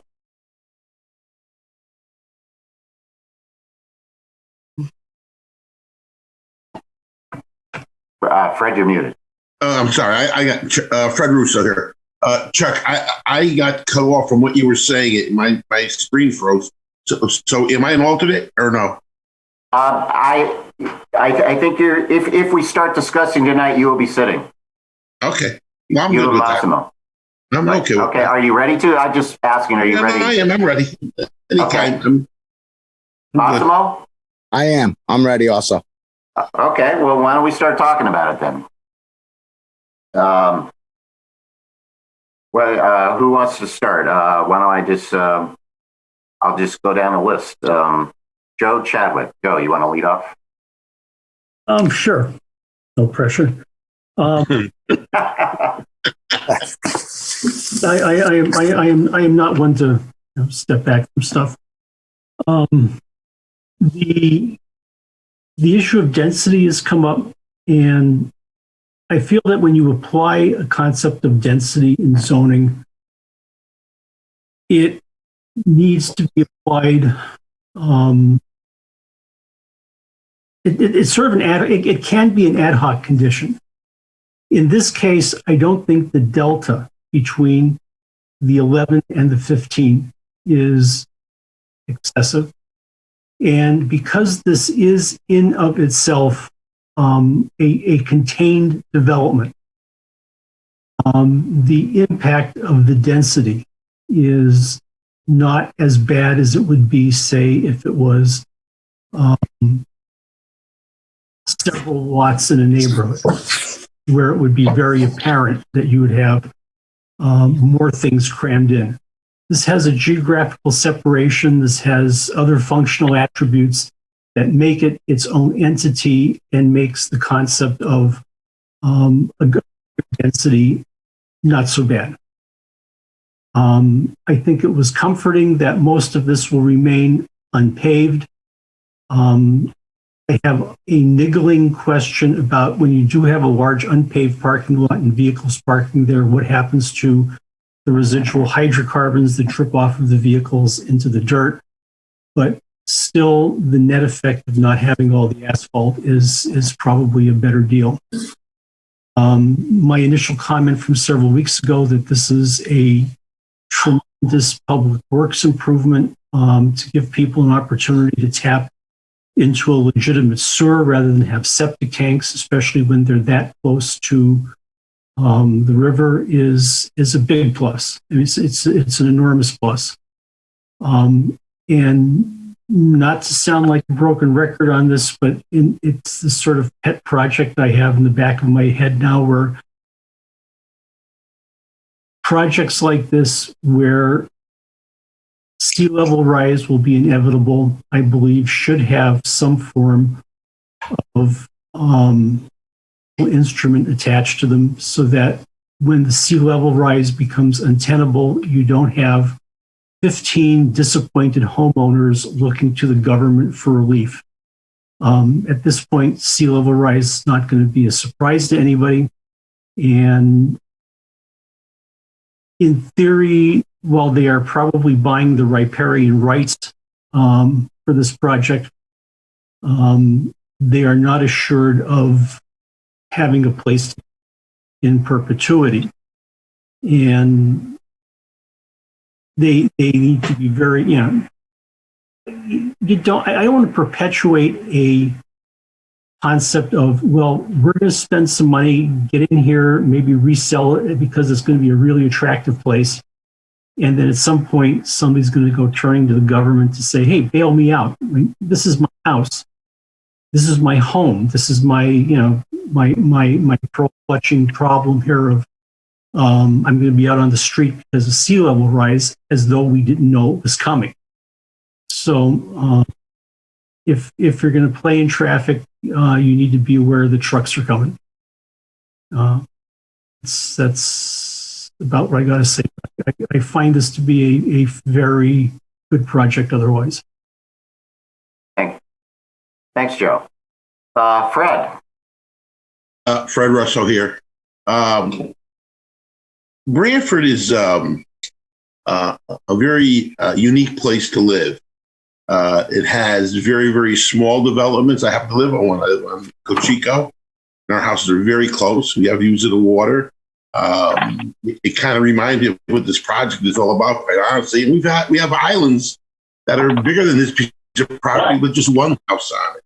So it is a unique, I think, asset that we have in the town, that we have small, large, and looking at the setting of this on the shoreline, I agree with what Joe said. I think that whether it's 12 or 14 or 15, it's going to change. Not going to change things very much.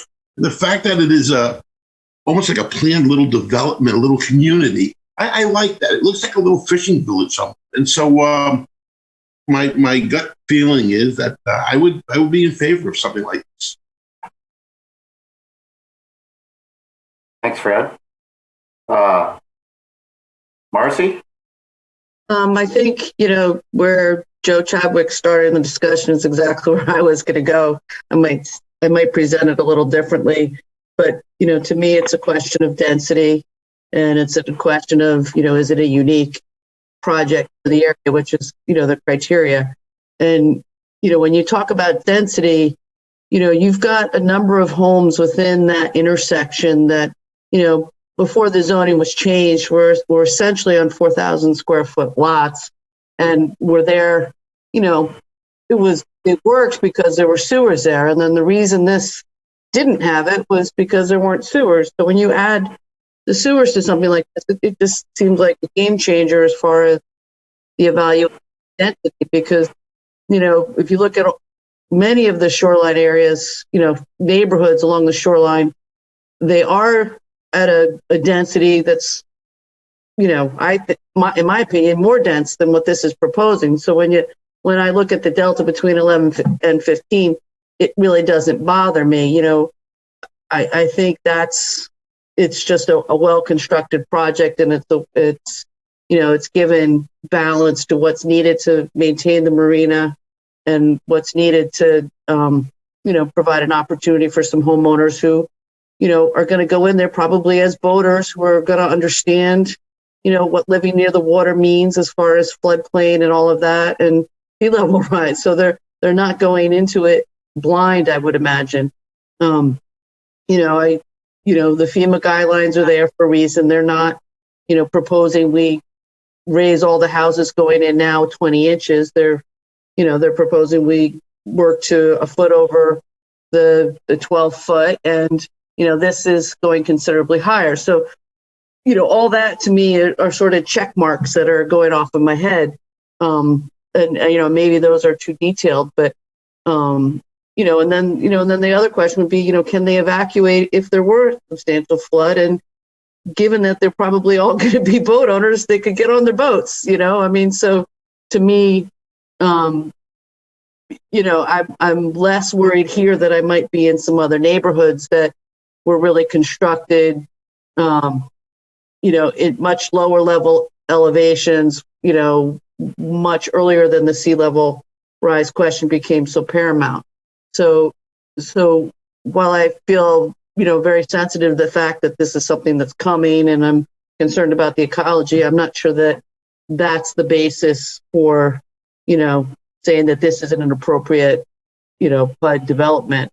I guess that's what they're coming in as at the special use. I just, my sense is that they're being, well balanced in their approach as far as density. And, when I consider the other density in the fabric within the neighborhood, it feels consistent. And I think it's going to raise values in the neighborhood, without duly increasing the traffic for 15 more units, essentially. So I would be in favor of the application. Thanks, Marcy. Chuck Anders, Chair. Massimo?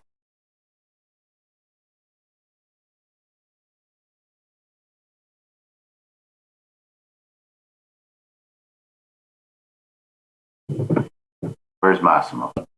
Harry, you might need to mute him or unmute him. I had I unmuted right now. I just did. Yep, we got you now. You got me? Okay. Yep. Okay. So yeah, I mean, I am so liking the fact that city sewer and water will be coming down that road and protecting our waters in that river. I think that if we could do that through, every street where we have septic and sewer and take that risk from, the pollution going into the river. I like that trade-off for the density of what's going on in that project. And I also, I think aesthetically it would look very beautiful. And right now it's not so beautiful. I love looking at pretty things. Branford's a beautiful town. I would be in favor of this project also. Chuck Andrews here. Thank you, Massimo. Well, I agree. Again, I think the issues for PDD, I think it says in the regulations, hey, you don't go for PDD just because you want extra density.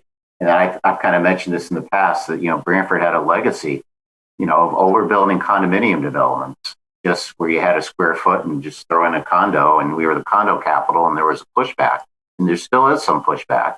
And we saw a whole thing in the developments this summer for Mariner's Landing and Tidal Basin. There was people saying, stop this density. So I frankly expected more of that here, but there wasn't.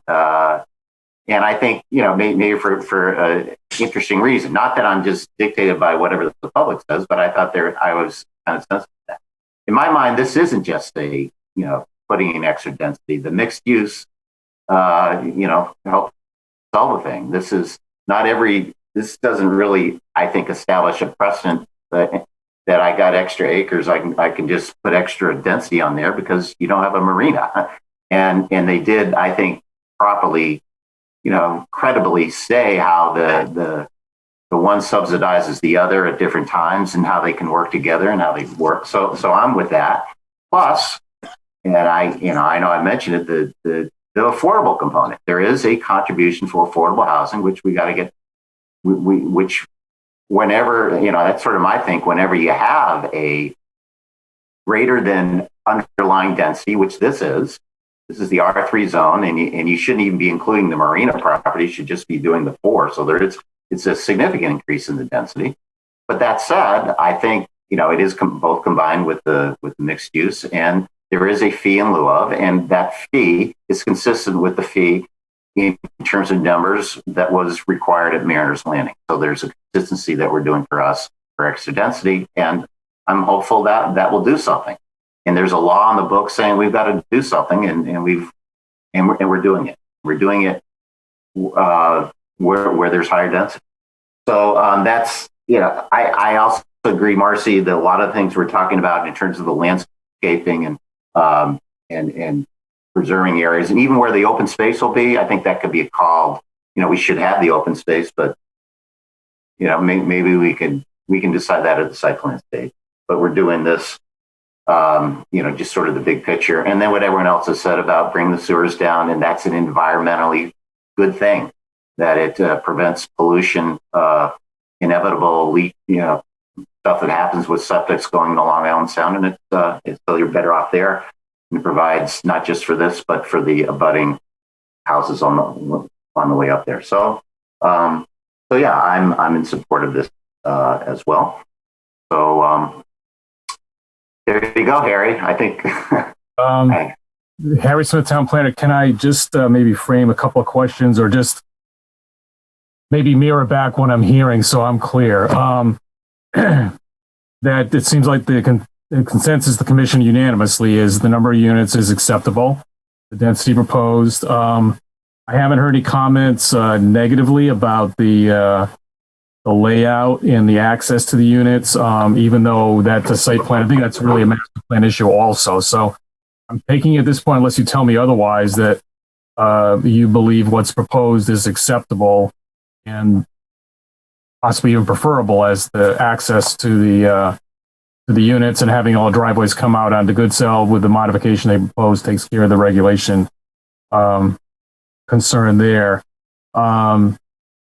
Based on the chair's suggestion, I can propose a condition that would allow the commission at the site plan level to decide where the open space is going to be pending more detailed information submitted in the site plan, and maybe fleshing out, I think there was discussion about possible access off the end of Goodsell if the gazebo in the open space is kept where it's proposed, or how to treat it if it's moved to the location suggested by Mr. Guskowski. There were a couple of issues raised about that location too. So those are all things to be explored at site plan. I can propose a condition that would sort of allow us to punt to that level. It sounds like the commission is finds what was proposed by the applicant's traffic engineer, Mr. Sullivan, regarding that little improvement for traffic calming, the striping of the lanes in that one location, and the additional, they call them fog lines on standard, to be acceptable. So I'm going to assume that's the case. There was some concern raised about softening of the shoreline and landscaping, and that again would be dealt with at site plan. I could have a condition providing for the commission to decide at that point what they want to do. The other thing that I think was raised was, well, the marina is proposed now. It's being activated again, and looks like it will be hopefully viable for a while. But I could propose a condition that, should that not be the case, then any other use at that location would require an amendment ED at the level of the zoning regulation amendment, which would give you the most discretion on what might go to replace the marina should that ever need to happen. So that makes sense. I can come up with a draft resolution. I will try to do it for the next meeting. I can't absolutely promise. I've got a lot going on here, so I will try to do my best. And I'm assuming also the fee in lieu is acceptable at the $1,000 per unit level. So that's all I've got in the list. When I looked over the comments made at the public hearing, sort of in addition to everything that was already mentioned about sea level rise and so forth. But I'm assuming you made pretty clear statements about that, and it sounds like that minimal level of the 100-year flooding of Goodsell Point Road is not a significant concern to access at this point, and you're not obligated in any way to disapprove this because of the potential for sea level rise. So, is there anything else that you think I would need to include in any draft resolution? No, Harry, I can't think of any off the top of my head. I do agree with you about the need that any use change, particularly for the marina, we need the highest discretion on that. The idea that, I mean, that's key to the approval in my mind, and we should be able to just come back and say, oh, well, let's take down the rear marina and put in more residential. So mixed use, so I want to, have the most flexibility as we could. Yeah, I mean, I do like Mr. Chadwick's point very much about Brian. I don't know how to address that, but perhaps some kind of finding that that the commission acknowledges the potential of sea level rise, and I don't know how you warn potential residents of that, other than what's out there in a general knowledge base. But we could say something about acknowledge that the Plan of Conservation Development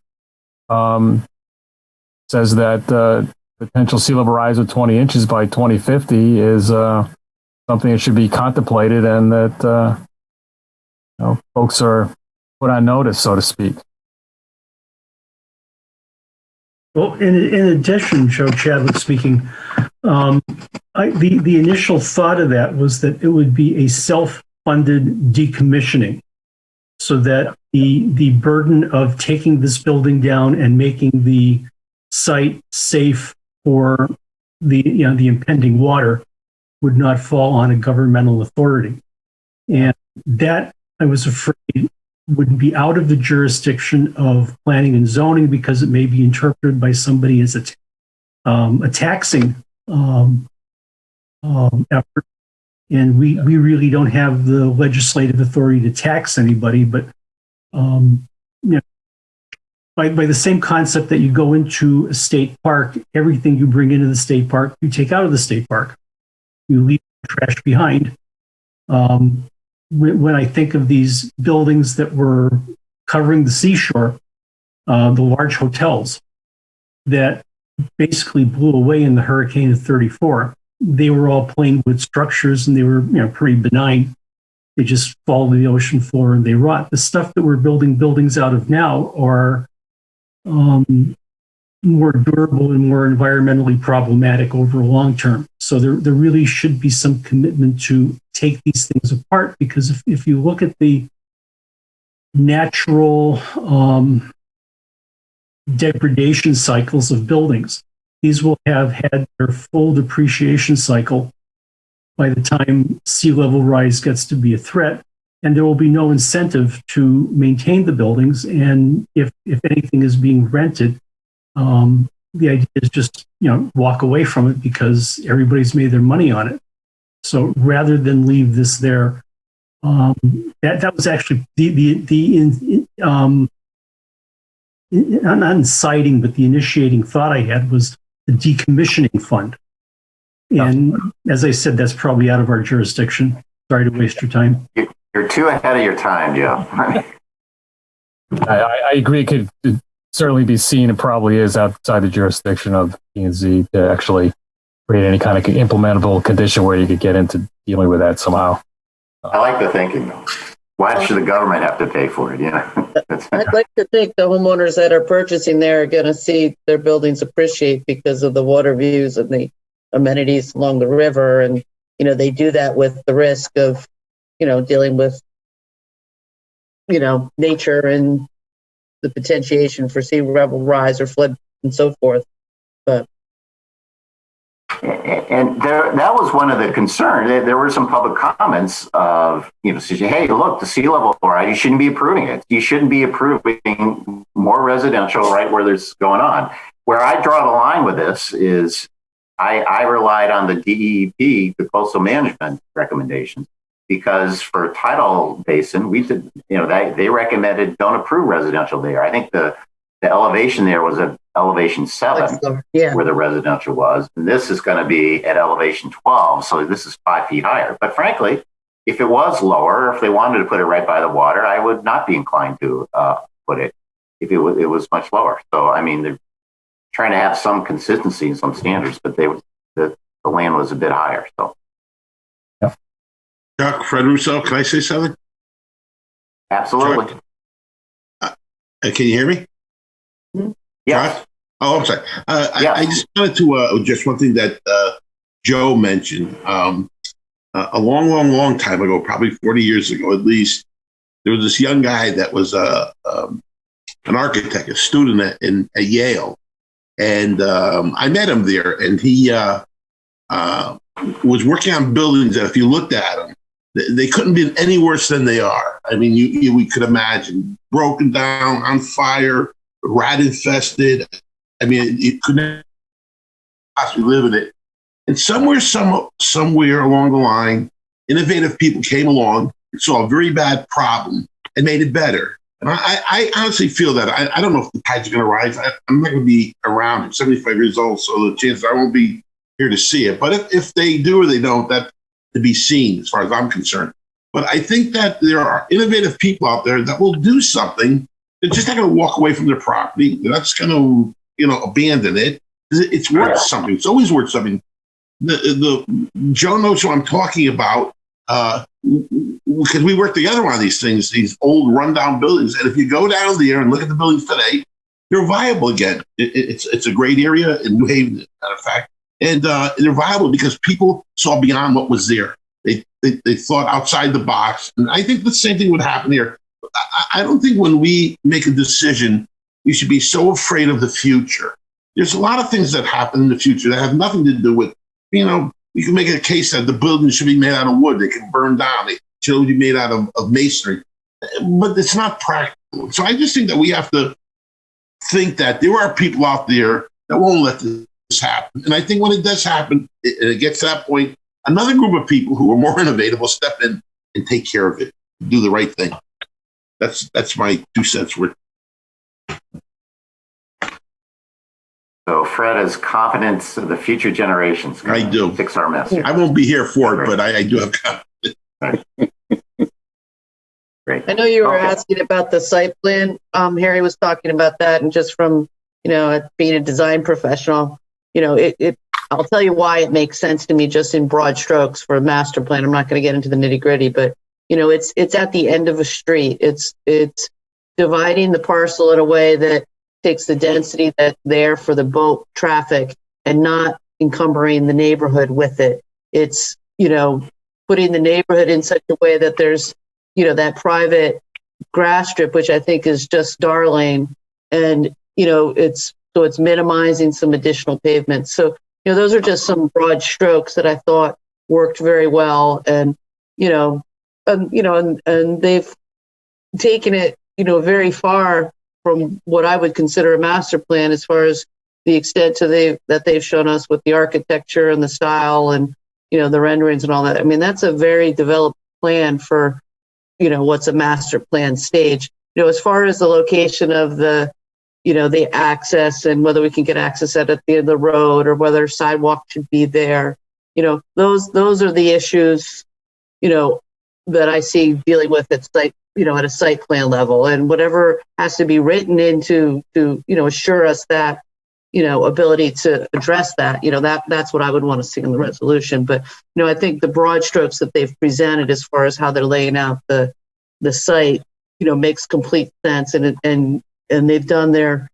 more than due diligence showing why it's a unique project and appropriate, very convincingly as far as I'm concerned. Chucking at his chair. Thank you, Marcy. Okay, then, Harry, you have enough? Yes, sir. Harry Smith, Town Planner. I think I'm clear. Thank you. Okay, great. Let's move on the agenda then. Let's go to old business. We have Stony Creek Estates, 47 Gould Lane. This is a matter that we have been tabling. There's some environmental issues, and I understand, Harry, we're going to continue to table this. Is that right? That is my suggestion. There is a special attorney working on this, and so it's not being unattended to, and we're watching the clock as well because this is going on. So this is, as I explained before, this is a request that goes back quite a ways and requires some significant information to be presented, and just leave it there. Okay, great. Thanks, Harry.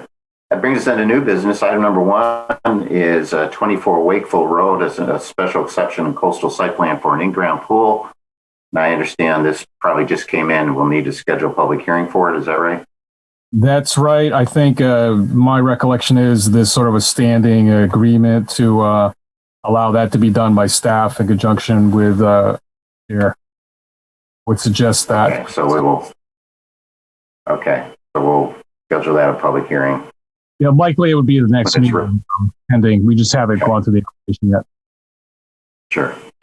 Item number 2 is Beacon Communities. This is the remand from the decision. As mentioned, the appellate court didn't take the appeal. There was a proposal to address the conditions, to change the conditions as ordered by the court.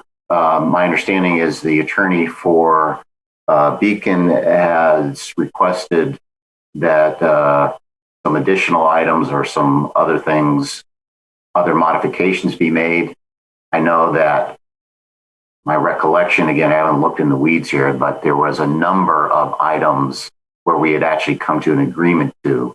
The litigation was just on 2 conditions, but there were a number of other things there was an agreement about, which I don't know if were reflected in this.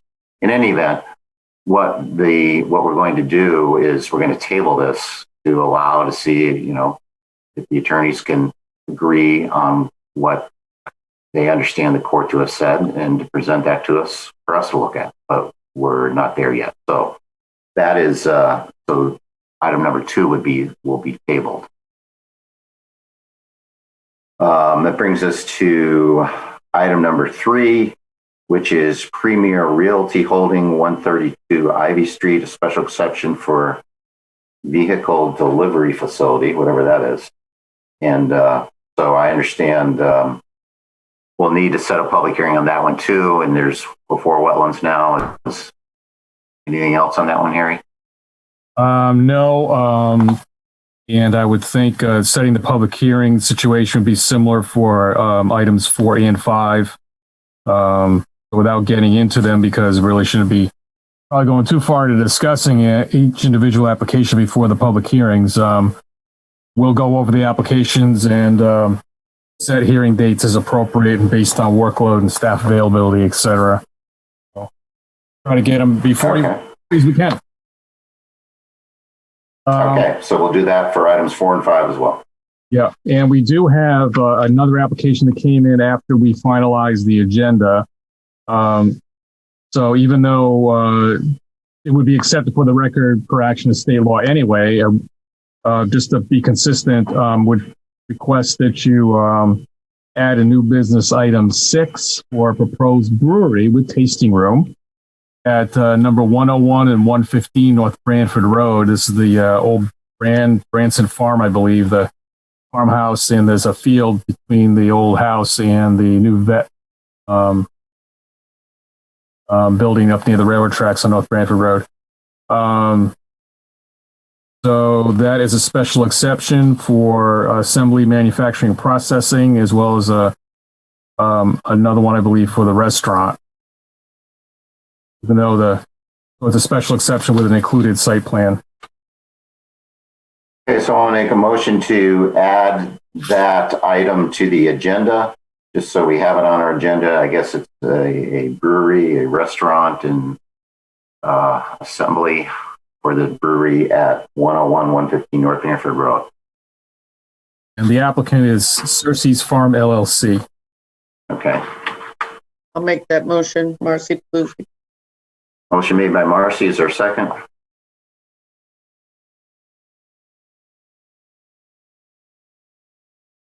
Well, second, John Lust. Okay. Any further discussion? All in favor? John in favor? John Lust in favor. Joe Vayuso? Joe Vayuso in favor. Joe Chadwick? Chadwick is in favor. Marcy? Marcy's in favor. And Chair's also in favor. Okay, so that's just added to the agenda, acknowledging it's on the agenda, and be scheduled for a public hearing in accordance when it's appropriate. Brings us into other business. Item number 1, inquiry regarding status of PDD approved in 2015. Gary, do you want to summarize this? Sure. Harry Smith, Town Planner.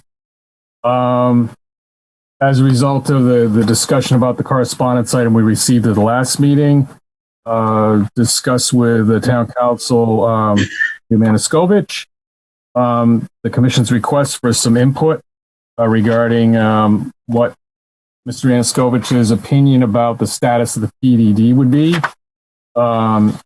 We did receive an email, looks like a couple of weeks ago, from Mr. Anaskevich. I can put that up on the screen for those who may have not had a chance to read it in detail. So let me just share my screen quickly. You should be able to see email from Mr. Anaskevich to myself, a copy to here. And he reiterates our phone conversation and describes the status of the master plan, which is, I think, all agreed is now in void. So he reiterates that in void on July 31st, 2019. And then gets into the question of what is the impact of the voiding of the master plan on the, what we would call the Exit 56 PDD, which included the proposed Costco development, as well as 6 other ad sites, and in a connection road from the interstate ramps up to East Main Street. So, Skovich, I'm going to skip down here.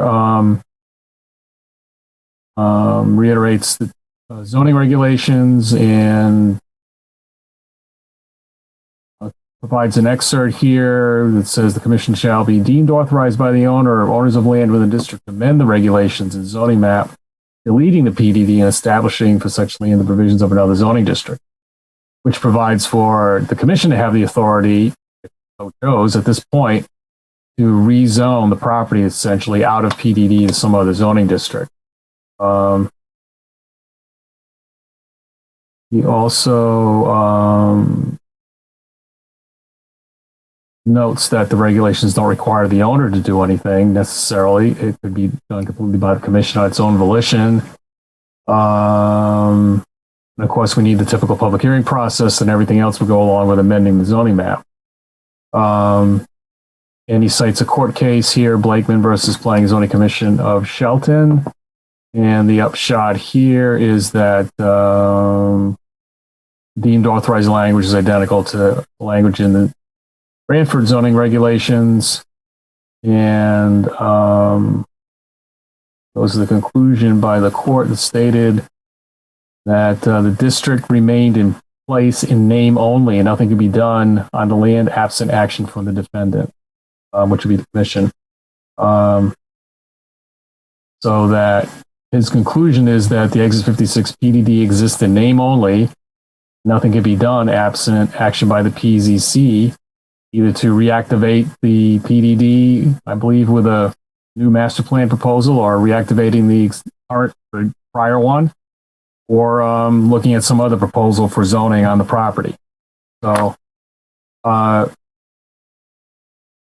believe that mirrors what my understanding has been, and I think what the chair's understanding has been. I think the commission, to the extent you discussed it, kind of come to the same conclusion. So looks like that has been backed up by opinion from our town council. So to make it clear to, I believe there's a listing agent for the property and the property owner, what the exact status is of the zoning, probably a vote by the commission to accept this, should you choose to do so, as your understanding of the status of the PDD would help everyone be clear about where to start from in terms of moving forward.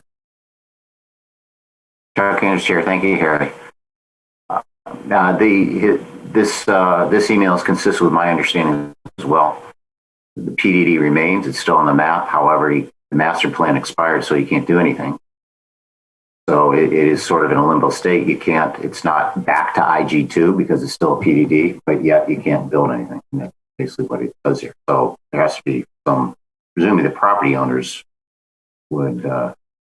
I would think, take the initiative in either rezoning it or redoing a master plan. So, any questions from anyone?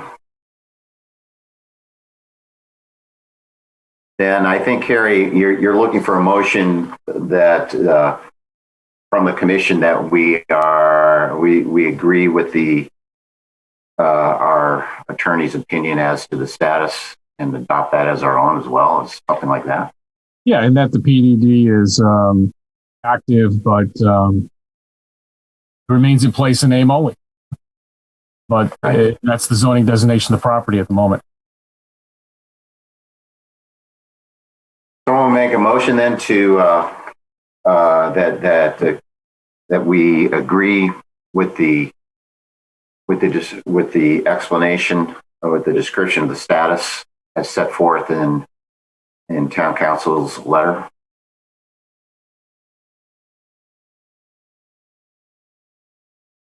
Joe Vayuso so moves with that letter. Okay, motion by Joe. Is there a second? Chadwick seconds. Second by Joe. Further discussion? All in favor, John? John Lust in favor. Joe Vayuso? Joe Vayuso approved. Joe Chadwick? Chadwick in the affirmative. Marcy? Marcy approves. And I also agree. Okay, so item number 2 is an approval of a proposed appraiser for 8 Howard Avenue subdivision for the open space fee in lieu of. I think we're required to do that by state law, correct? Harry Smith, Town Planner, that's correct. That's section 8-25A. Says the fair market value of the land, in parentheses, that's anecdotal, shall be determined by an appraiser jointly selected by the commission and the applicant. The applicant's proposing that Mark Nadeau be the appraiser. He is a member of the Appraisal Institute, which is required by the subdivision regulations. So that's a proposal in front of you. And you simply would need to, I suppose, take a vote saying you concur with the use of Mr. Nadeau as the appraiser. Any questions from anyone? I think we've approved, we've agreed that other property owners could use the same guy.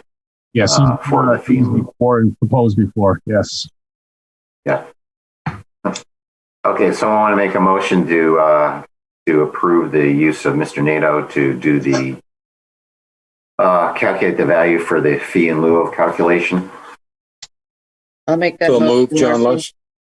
Oh, we'll give it to John and we'll give the second to Marcy. There you go.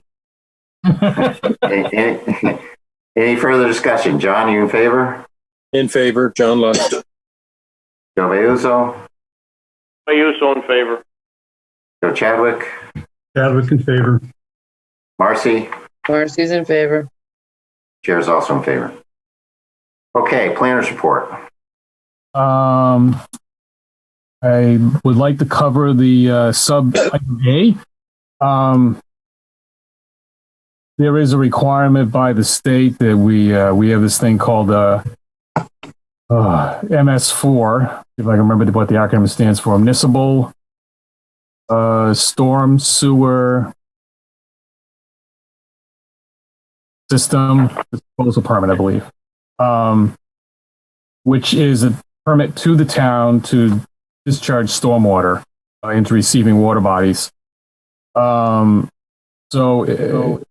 part of implementing state law and actually, I believe, the Federal Clean Water Act, sort of slowly ratcheting up requirements. Several larger communities in the state have had to adopt what's called Phase 2 rules. I'm not going to get too far into this because, frankly, I don't have it all in my head clearly. But it involves some of the conditions we put on some recent applications with respect to maintenance of stormwater systems, clean out requirements for infiltration galleries, that kind of thing, LID. Right.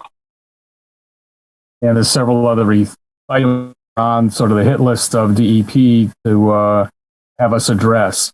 The town engineer's office has a consultant working on this, and they'll be proposing a few changes to our stormwater section of our zoning regulations for the commission to consider. But frankly, this is a little bit like the National Flood Insurance Program. We kind of have to do it. They're supposed to be in place by the end of June, so you'll be seeing something proposed fairly quickly, probably within the next month or two. They're well aware of the timeframes for public hearing process and so forth, so that's sort of built into the schedule. So we should be seeing something shortly, and I'll give you a much more detailed update. I just wanted to mention it, and also, frankly, we're supposed to be discussing it, so I wanted to get it on the agenda so we can at least check the first box that we're starting to talk about it as a commission and staff. That's really all I have on that, so more to come. Okay, Mr. Chair. Thank you, Gary. Anything else for planners report? Just wanted to announce that we will send this around, but the Connecticut Bar Association annual sort of day of training and discussion of land use issues, usually held at Wesleyan University, is proposed again for this March. It will be March 6th, which is coming right up. Similar to other years, if any of the commission members want to go, I think a number of commissioners have gone in the past. We will send a form and application and information around. We'll certainly reimburse anyone who applies to go and attends the meeting, and and encourage everyone to go because it's a very useful session. It's online this year. You got a bunch of well-known lawyers doing it. Is Chuck speaking again? Yeah, of course. Yeah, I'm on the list. Oh, well, then that might be worth the cost of attendance right there. No, you don't need to go. So.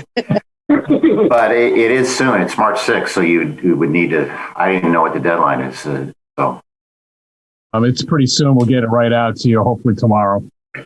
Send it out by email, so keep a lookout. I guess that's pretty much it. I will mention we're working on getting a consultant on board for looking at development of our affordable housing plan. So we do have a grant, as I mentioned before. I expect proposals will be coming in Monday is the deadline, I believe, in the middle of the day. We did receive one already, and hopefully we got a couple more. Thanks, Harry. All right, that's it. Yep. Anyone else have anything? Okay, someone want to make a motion to adjourn, I guess. Give it to Joe. And I thought I heard Marcy say second. Marcy second. Any further discussion? All in favor, John? John Left in favor. Joe Liuzzo? Joe Liuzzo in favor. Joe Chadwick? Chadwick, aye. Marcy? Marcy's in favor. And Chair's also in favor, so. Okay. Good night, everyone. Good night. All right. Good night. Good night.